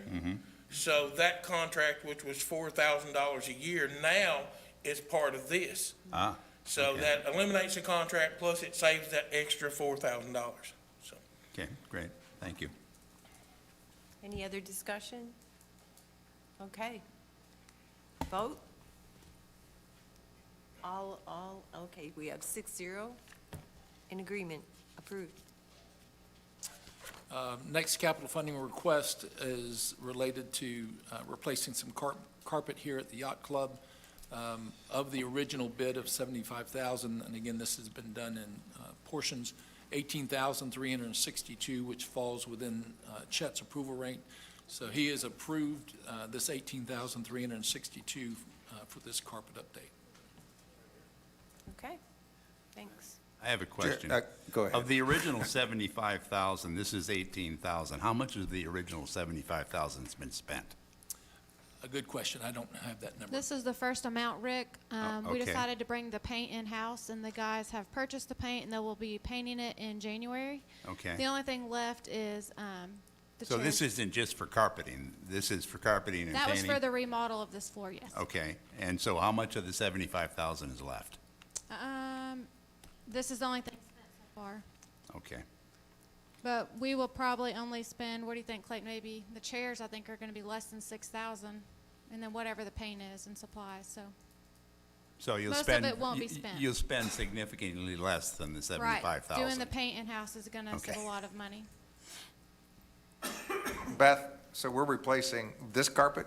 Yeah, Chet already approved it. Is this new that we got here? Yep. So it's already been replaced? Yes.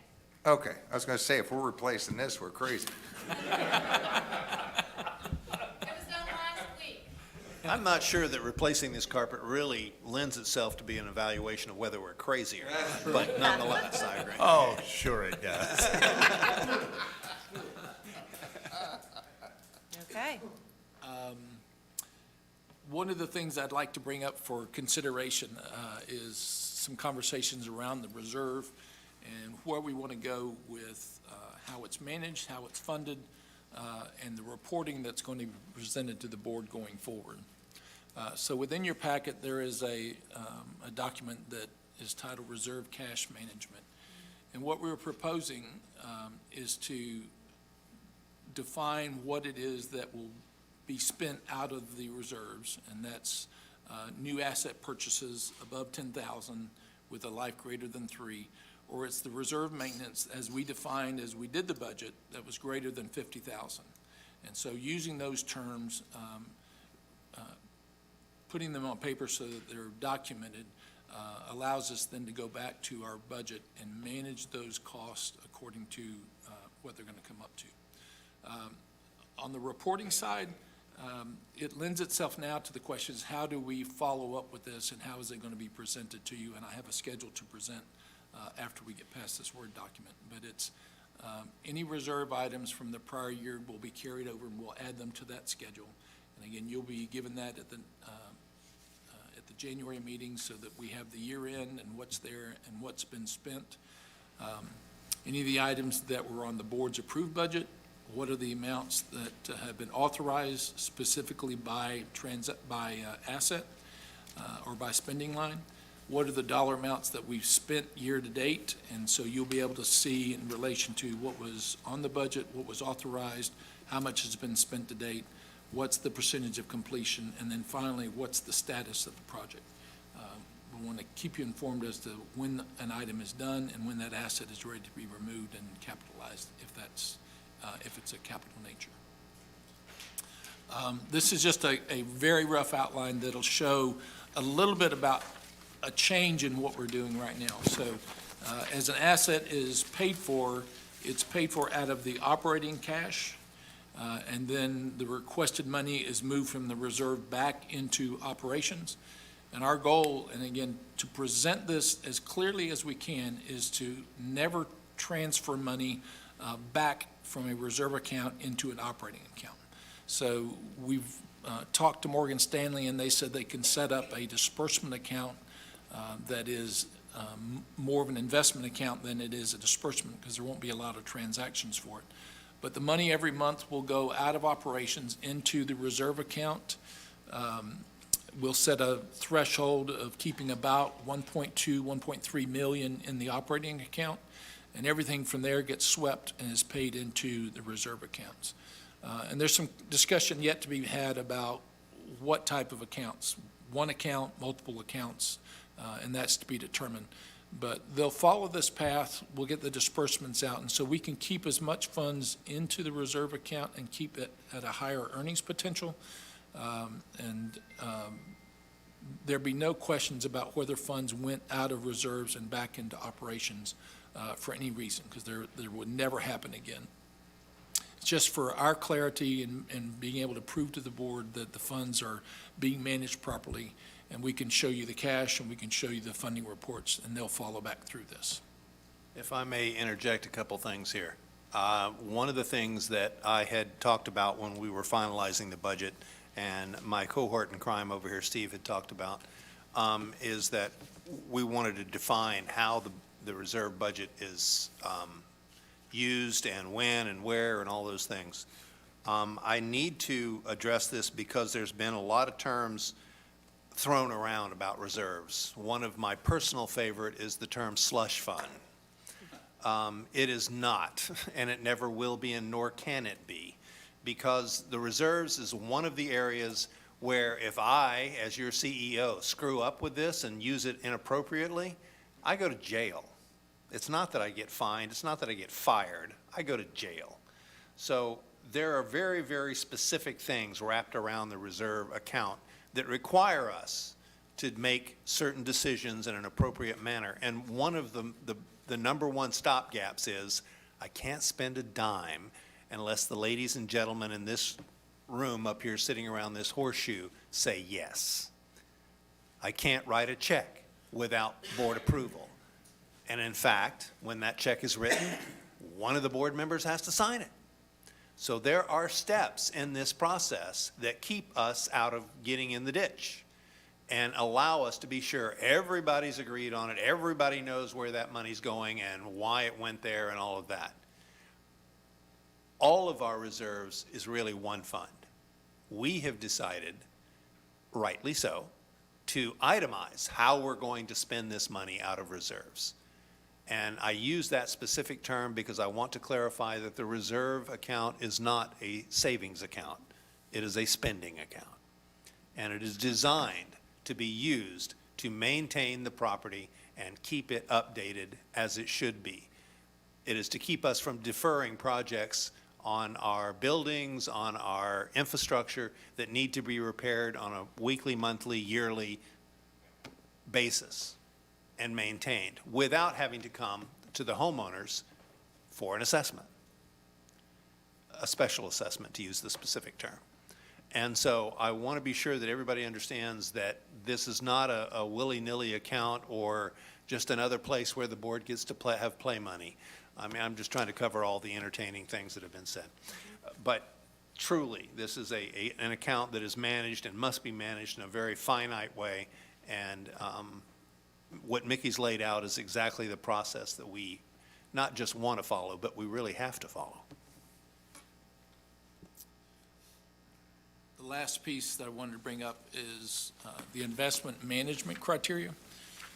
Currently, there are multiple accounts, and the monies are invested in fairly secure investments, but they aren't managed to the point where we have zero loss. So some of the investments are in some bonds, and as we know, with an inflationary period, those bonds have less value than what the current bonds are, which has created some investment losses for us. So I wanted to outline here these primary goals of what we want to do is to keep things liquid, minimize any opportunities for investment losses, create a greater amount of investment potential, and to maximize the returns that are on there. And there's a lot of ways to do that, and Morgan Stanley is very willing to help us manage them to some extent. But we need to get to them fairly quickly just to move the funds out of their current investments. They tell me that there's a 4% money market account that we can move our funds into, but I need to get some guidance from the board, whether I have the latitude to go in and make those changes, change the mix, change the makeup, or whether that's something that should be approved or managed through the board. I obviously want to be able to do it and manage it, keep it on there quicker. I think I get better opportunity to move monies to prevent any investment losses, but again, I need your guidance on how we should manage these funds. I'd be okay if you came back with a recommendation on how you want to manage this, and focus on risk reduction and maximizing returns. Okay. And then keep it broad enough so you have flexibility on those investment instruments. Okay. So in the January board meeting, I'll have something prepared to, I'll have some meetings with Morgan Stanley, and we'll have an outline of what we would propose. It actually would also be helpful to understand where it is today. Okay.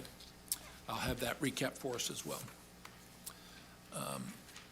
The last piece that we have there is a quick summary of the schedule that I hope to present to the board every month. So on this schedule, it is basically what we had prepared in the budget, so those first couple of columns. We know there'll be some carryover, and again, some of the data that's on here is fictitious. Anything in that authorized or paid is just to see you, let you see how it would work. It's really just a template at this point in time. Okay. But it would have all of the assets that were listed. We would note the ones that were carried over. We would pick out at some point as we present for spending, the board would make their authorizations. We would go through and make the disbursements so you could see how much was paid year to date, where the excess above or below. And again, if it's above, it's going to have to be within a 10% threshold, which I believe the board guidance provides for. Anything above that, we would have to come back to you and explain and hopefully get some clarification on. We wouldn't expect that to be very often as we try to manage through these, but sometimes there are things that happen. We'd like to present that percentage of completion, where it is on the project, and finally, the status of where it is in regards to that project. Is it done? Is it in process? Has it been approved, but we haven't started it yet? And then reasons why. So we get down to the end of the year, all of these funds where we've asked you for reserve spending, there should be a reason why we haven't done it. At the beginning of this year, we thought that these were the items that were critical for us to be able to manage the POA. And if there's not, then, and we know it during the time, we'll let you know. But at the end of the year, there should be an accounting as to why it was on there, what it should have been done, which ones were over, and how we presented it as well. At the bottom of this, there's still some tracking by category, how much is capital, how much is maintenance, how much is by division, that we'll still be able to report to you as well. So that's the presentation as far as how we want to manage the reserves. The only thing I think I had a question that we'd like some consideration on is how the reserve accounts can be managed, whether it's a single account, whether it's multiple accounts. I went back to looked at the reserve agreement, or excuse me, the water sewer agreement, and it only talked about making sure that funds were in a reserve account. I am in favor of a single reserve account and allowing us to manage those funds in a simpler, more concise way, but defer to the board as to how they would want to see those funds. So I guess that's a question to the board for discussion. No, I got a couple of questions before Go we get ahead. there. I- Yeah, it's on. Let's go back to the reserve funds. What you've laid out there is how to manage the funds, cash in, separate disbursements. But to be clear, before we get to that, when you're in your budgetary process, you have to determine how much the funding needs to be for the year. And as I see it, we've got two pieces. You've got your reserve study valuation, which you will update every year. And that's where we now have a target right now of we need to fund $8 million for the existing assets to maintain and replace. That's step one. Then I see step two. You want to build new assets that aren't in the reserve valuation because they don't exist today. So if you want to build those new assets, you're going to have a separate list that says we also need to fund these new assets, which is an addition to what you got to fund for the reserve. So that is just when you set up your budget going forward, because this year we focus strictly on the $8 million, which is to maintain and replace existing assets. We didn't say, and in addition to that $8 million, we need to fund another $500,000 a year for new assets. So as we go forward for 2023 and 24, then we need to build that in. Correct. Okay? As far as your starting point that says you'd like to have one reserve fund, realizing you need to be able to prove that you have reserve cash for the sewer system. As long as you've got a subsidiary ledger that says, here are the details of how much we've got in sewer, and here's what we have for maintenance, and here's what we got for capital, whatever you want to break it down, but I would think you'd have to have a subsidiary ledger that breaks it down, even though you only have one bank account. I'm okay with one bank account, but I want to know what you got in your sewer reserve. I believe that's exactly what he's implying we're intending to do, is because I would, under all circumstances, I would want capital, whatever we plan to spend on something new. I'll make it more simple and not use those terms. Anything we want to build new, that's got to be a separate list, so to speak. Anything that we intend to spend money on that has to do with repairs. Now, I need to stop here and say, there's a key word I used in that sentence. We intend to spend. Because there is just as high a possibility that we're going to have a problem during the year that will require additional funds to maintain or repair. And so we do our best to calculate those. We do our best to say, okay, we've not repaired this section of pipe in our water and sewer for 30 years. We really probably should start making repairs there just so it doesn't break rather than wait till it breaks. And so again, that's that list of things we know we want to work on that year. So there's always going to be a minimum of two identifiable, use your term, ledger list of this is the money we've assigned to come out for this project. But maintaining two different bank accounts is not necessary. Yeah, and it's similar, another way to look at it, it's like a retirement actuarial valuation, where you take all the people that are in your retirement fund, you anticipate when they're going to retire, and you determine what you got to fund. And you go through the year, and guess what? 18 of those people didn't retire, but 16 did. But they're at different benefit packages. Right. So every year you go through the reassessment to determine what you got to fund the next year. Yep. That's just like a reserve. You know, you plan. Here's what you think's going to happen, and at the end of the year, you say it didn't, and you rearrange. Correct. Okay. Well, there's another step in there, Steve, that you didn't cover, and that's when you're talking about new amenities. Sometimes we determine that we want a new amenity, like I want a new swimming pool, and you get a whole bunch of people to get together and say, I want a swimming pool.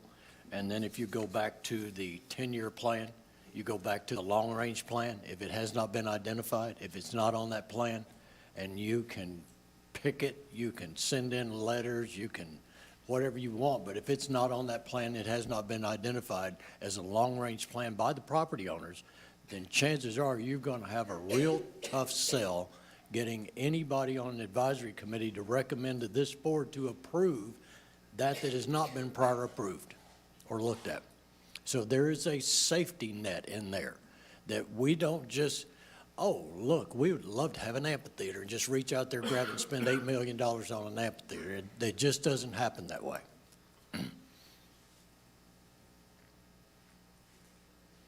That's why our committees are so important. Absolutely. I'll just throw that in there as a little plug for committees.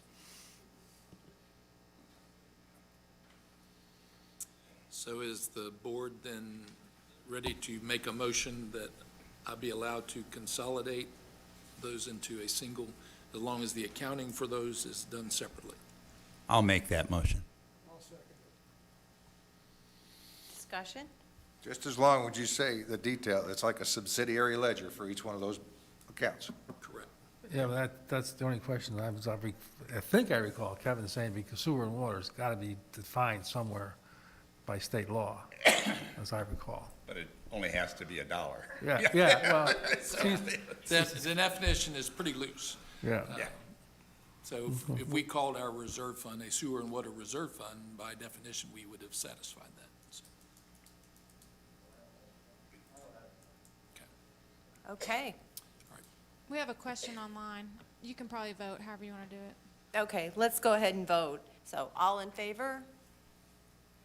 Pass 6-0. The question online is from Pat Azell. She says she always appreciated the amenity reserve funds and how it helped to pay for new amenities with limited debt. How does this change in reserve accounts affect this process? If we consolidate and there are no earmarks for new amenities, then there's nothing going to be designated for that. The board would then vote on deciding which new amenities it would want to achieve, and then we would manage my accounting for that single fund into devising a piece and setting aside dollars for that amenity. But currently, right now, there are no new amenities expected, even though we have an amenities reserve fund. There is nothing anticipated for that. I know I'm splitting hairs, but we do have a new amenity because the old one burnt down. And There is so- that one, And yes. so granted, there's funds coming from more than one place to rebuild that, but it is a new amenity. And it will be reevaluated in the next time we have a reserve study done. That will be a part of that and become that. But currently, it would be listed in pretty much any category as a new amenity. And piggybacking on what Pat said, if in fact we want a new amenity, and let's say that's I don't know, new swimming pool, it would have to be either in the 10-year plan or in your budget. And then when you go through your calculation for what's your assessment going to be, step one is you got your reserve fund that says $8 million has to fund. Your new plan says, I got to build a new swimming pool. So guess what? That's got to come out of your assessment dollars. That then goes in to your reserves, and now you know in your reserves you got some money for a new pool. So it all links back together to what's in the plan and what's got to happen. Correct, and the point you brought up earlier is really the point that I was trying to get to, and that is, every year, we want to define, whether we use our long-term plan or short-term plan, define, are there any new assets we want to do this year? And two, what are those costs going to be for that new asset? Does it fit into that plan? And then we budget to the reserves, not just the reserve part that we're using against our reserve study, but putting the money in the reserves for those capital reserves that we wish to spend. So it's really two different decisions being made at that point for one amount. Thank you for that. So we will, I'll get with Morgan Stanley, we'll get an outline of how we can better invest and better manage the funds that we have, and I'll present that to you as a board in January. No changes will be made to any of the funds until we have that in place, and you can have a chance to say up or down on that. Thank you very much. Okay. We've got one other thing, the sewer and water rate. It's just sort of we need to go back. It's a housekeeping issue. It's a housekeeping Yeah. issue, yeah, but we need a motion to amend so that we are approving these numbers here, unfortunately, we had the wrong numbers the first time, so can I have a motion to amend? I'll make it. Second? Discussion? Any discussion? No? Oh, Yep, Bob caught it. Okay. That's, Yeah. That's So- Bob's little Sometimes we think plug. Bob's not here, but he that's caught Bob's it. little plug for I Oh, told that you was so. cruel. Jeez, you know, Christmas is next weekend. He's always so nice to me. yeah, you better get going. Yeah. It's this weekend. So, yeah, for clarification, Bob never responds to an email, but he did that one, and it was a, I told you so. But just real quick, so the audience knows, the actual rates were correct. What was actually inaccurate was where, like, for instance, the water, it says proposed 0 to 2,000 gallons. That's accurate. But the next tier, here on the screen, you see is 2,001 to 5,000 gallons. That's that 550 rate. The numbers there were wrong. It had like 2,999 gallons. So what was proposed originally at those budget meetings, it was actually the gallons used, but the rates were actually Okay. accurate. So that's the difference. And Okay. if you all want to see that old slide, you can see it. But I think everybody Gets noticed it right as soon as, the No, budget Bob- was Bob approved. has corrected us numerous times. Everybody saw it except the newbie who put the slide together. So. All right, so, all in favor? 6-0, motion passed. All right. Okay, timeless teleco? Are we, no? Walt Cook was going to make a special presentation today, and he has gotten under the weather. He feels ill, so he's not coming in today, so maybe in January they'll be Okay. back. All right, great. All right, then, last, certification of the POA board election. Rick? Yep, got it. So, the election committee met on November 18th. I've distributed the minutes of that meeting to all of you, and I'm proposing the following motion: to accept the TVPOA's election committee recommendation to certify the results of the 2022 board election, seating John Orr, Marty Inkrot, and Steve Schneider to board terms beginning January 1st, 2023, and ending December 31st, 2025. So moved. Second. All right, discussion? No discussion? Approved? 6-0, passed? Okay. All right, that brings us to other. I have two. Okay, go for it. It wouldn't Okay. be a meeting without you Wouldn't be a having meeting another. without my others. I do the same two every month, and hopefully we'll get to where everybody in the whole community will go, you don't have to do it, we got it. So, most of the people that know me know I get up really early in the morning, and I'm usually one of the first ones in the grocery store, so I'm leaving in the dark. And we all come home in the dark now because it gets dark so early. But so what I've noticed was that in the spring and the fall, we were wearing bright colors as we go out and we walk on our narrow streets. And I bring this up every month. I'm also noticing now that we put on our winter coat, which is typically not bright green, yellow, orange, pink, that type thing. So I'm having personally a harder time seeing people walk in the mornings or the evenings on our narrow streets. And I'm asking you to have a little consideration for those people driving, which I've been asking, I almost said lecturing, for the last couple of months, to have consideration for those people walking.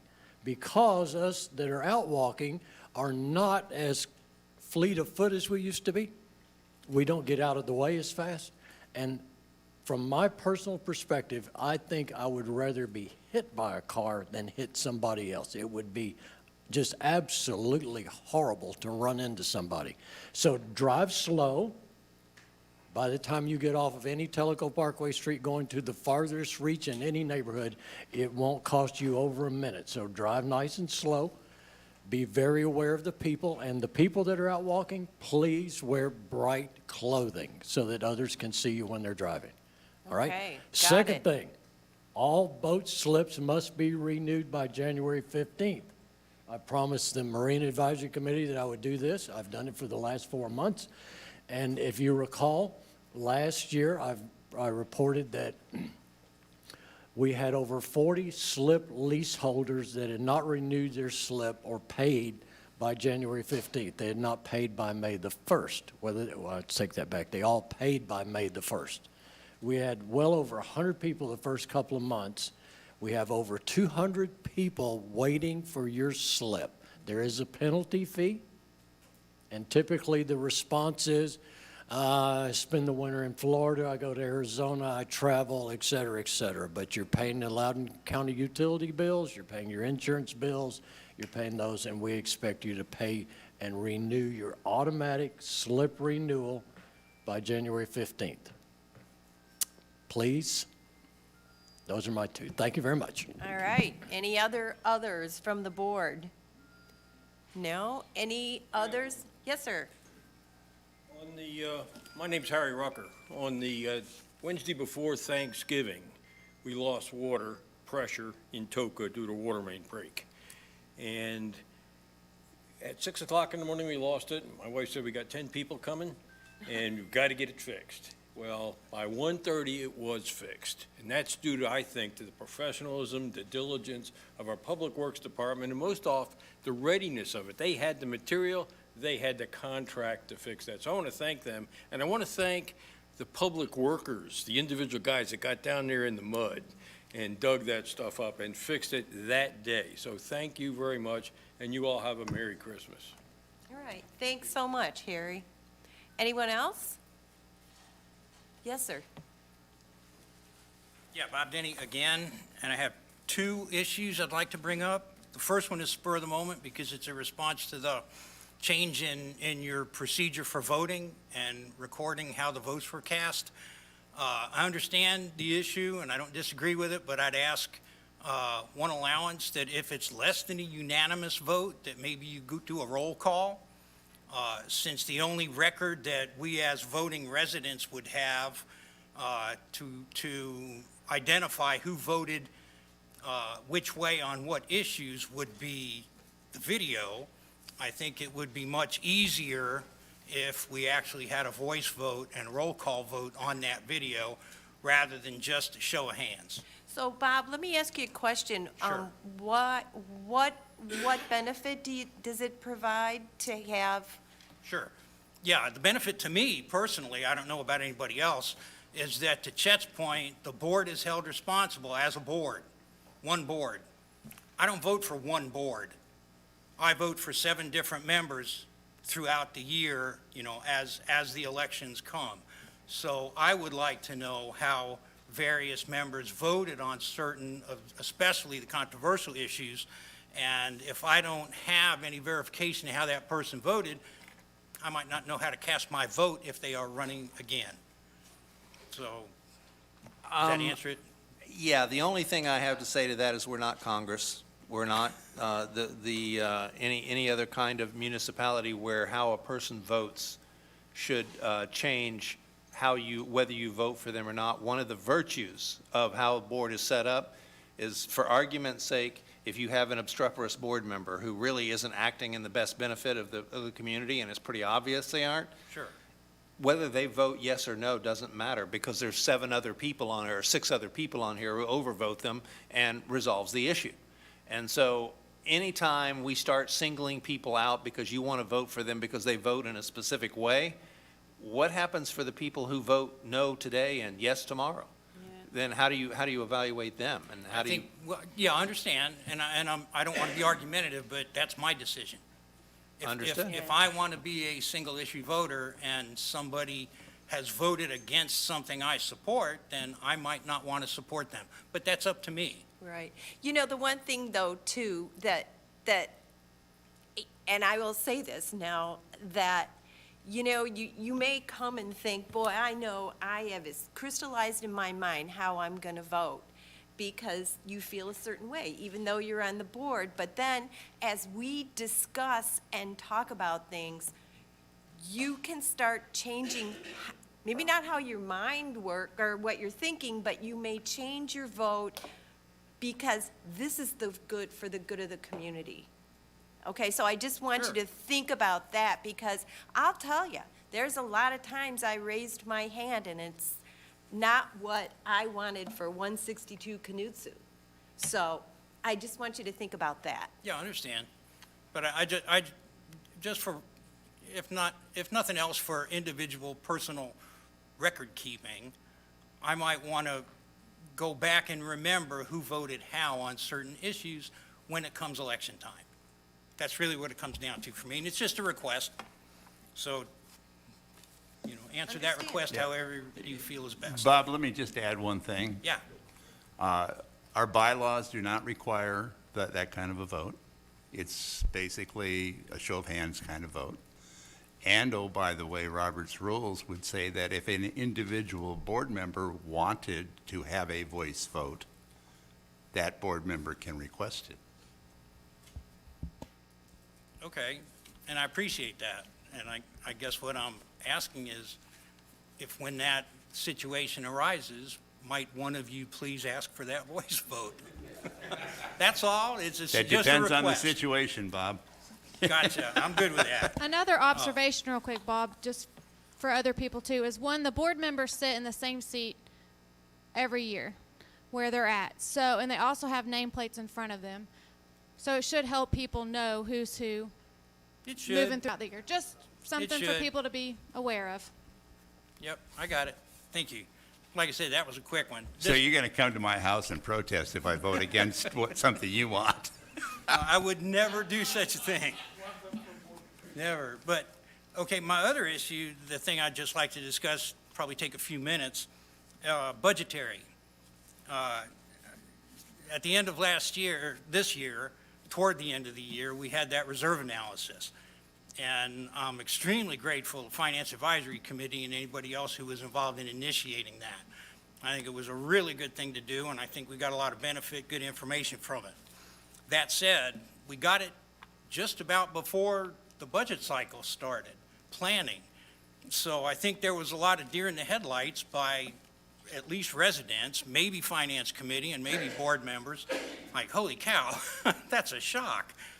Had no idea that we had that much in assets, and we were probably that ill-prepared in our reserve accounts. So the impression I got, just as a POA member, is that most of the budget planning was focused on, gee, look at all the reserves we have to now plan for.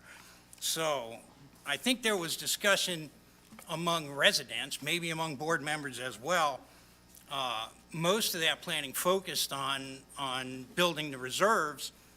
And I know there was discussion about, to department heads, if you have expenditures planned for 2023, let's push them out. So that's like a cost avoidance or a cost postponement. I don't know how much discussion there was about cost reductions. So I think I got the impression that there wasn't a lot of cost reduction, that it was, we need to raise it. We're fortunate that we have this 9.1% CPI that we can leverage and go ahead and use that to help build our reserves. But at the same time, I'm not sure there was a lot of, asking Joe, the department head, how can you cut costs within your department going forward? I don't know. I didn't hear a lot of that, and I didn't see a lot of that. So I would just say that was my perspective. Maybe we should look more at cost reduction, and understanding that I'm real late in the game to this budget cycle, but we're going to have another one next year. And I would just ask that going into that budget cycle, maybe we focus a little more on cost reduction and see where we can get some cost reductions. So that said, I'm going to don my armor and my crash helmet, and I'm going to ask some questions about golf costs. No, I'm sorry? Understand, and that's okay. Right, so I had posed the question at last board meeting, and Chris gave some verbal answers, and I appreciate that. And I followed it up asking for some documentation, and he also followed that up. And I got that from Chet, and I appreciate it, and I know some of you board members were involved in helping me get that. I had a couple of questions about it. One of the things, I had asked how many residents are actually golfers? And I think the number tossed out was about 40%. But then in the documentation that was provided to me, it says that the database, the golf database, says that there are 9,100 resident golfers. I understand that's probably what's in the database, but I will tell you that I have strong doubts that we have 9,100 living, breathing golfers living in this village. I mean, what do we have, 10,000 residents ballpark total? So I doubt we have 91% of them playing golf. So I would ask that maybe we reassess that, just to see how many. That was Adam one- is here, and he can answer some of those questions. Sure. I'll share. Yeah, the 9,100 is all the most of the residents that have either bought property here or paying the POA dues. So in recent years, when people buy new property, we get the new property list and we add them into the system. So they're not necessarily golfers, but they're all residents here paying POA dues. So Around the golf- pretty much So- everybody So when they is in show up to Chelsea. the golf course, if they choose to Yeah. pay, we don't go, oh, who are you? Are you a resident here? Let me call the POA office to see if you're legit. We Yeah. already have it in our system, so there's a nice flow to when you come to the golf course. Got it, thank you. I misunderstood that. It said, you know, the bullet item that was provided to me says there's over 9,100 residents in the golf database. I took that to mean that there were 9,100 golfers. My mistake. It does say an estimated 4,000 residents played golf in 2022, so that's fine. I did ask also about the benchmarking against other golf courses. And the reason that I asked that is that I have asked that before, why don't we just raise golf fees a little bit? And the answer I typically got from resident friends, from golfers, from board members, was if we raise those costs, golfers are going to leave and play somewhere else. I'm not a golfer, I'm not an accountant.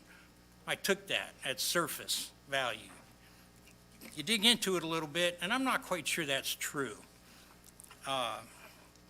The data that was provided to me by Chris through everybody else, and I won't go into all the numbers, but we have Willow Creek, Iguani Farms, Wind River, Three Ridges, Rarity Bay, and Fairfield Glade as the benchmarked golf courses. Out of all of those, the only one that's presently cheaper than Tellico Village is Three Ridges, and that's only for senior play. So, when you look at those benchmarked golf courses, Rarity Bay, you have to knock off the table because they're going to be private next year. So you can't just say, I'm not going to play here, it's too expensive, I'll go to Rarity Bay. You can't play. Three Ridges is closest in price to us, but it's 45 miles away. So if you had to pay a couple of extra bucks here, would you really drive 45 miles each way to save $3? I doubt any golfers would do that, but I don't know.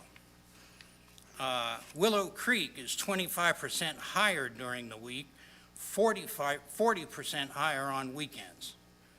The senior rate at Willow Creek is the same as ours, but again, would a golfer drive an hour each way to save $3? Kind of doubtful.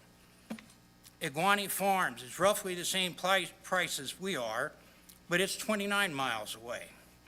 Wind River is the closest distance-wise competitor, but it's 40% higher on weekdays, and it's almost 60% higher on weekends. The senior rate there is less expensive than their normal rate, but it's still $7 to $17 more expensive than Tellico Village. Fairfield Glade is 65% higher and 60 miles away, so I don't think they're a competitor. I think the bottom line to my point is that if you could raise golf a couple of dollars, we had roughly 90,000 rounds of golf played last year. If the cost was increased $5 a round, that's $450,000. That's a lot of money. I don't know if it's a lot of money to a golfer. $5 a round, I don't know, it's one less beer after you're done. let me see.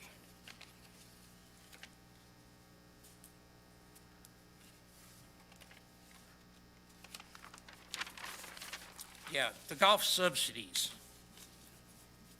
That $500,000 savings, if you were to increase it $5, and again, I have my armor on because I know this is not going to be popular, and I'm not questioning the value of golf. Golf is valuable to the community. I'm not a golfer. It's valuable to me. I'm glad we have it. Helps my property values as much as it helps anybody else's. But the subsidies, I mean, the subsidies are a lot of money. In 2012, and I just pulled this from the end-of-year budget report. I'm not an accountant. I just took golf income, golf expenses, and this is the difference. So in 2012, the subsidy was 1.39 million.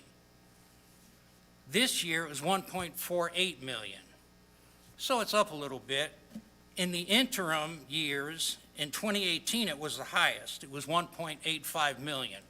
So granted, it's now, whatever that is, $400,000 less than it was in 2018. But it's also $100,000 more than it was in 2012. So we're going back and forth, and the impression I get from looking at all these numbers is that we've taken it as kind of an accepted practice that we're going to throw $1.5 million plus or minus to golf every year. I'm not sure that's a great accepted practice. It seems like we ought to get that a little better under control. $11 a month right now from everybody's assessment fee goes to the golf subsidy. That's roughly 7% of what we pay is going to support golf. That could be reduced considerably with just a short, small increase to the golf fee. That's it. I'm just asking you to consider that going forward, and I'll probably bring it up again when we do get closer to next year's budget cycle. All right, Food for appreciate thought. your time. Thank you. Thank you. Thanks, Bob.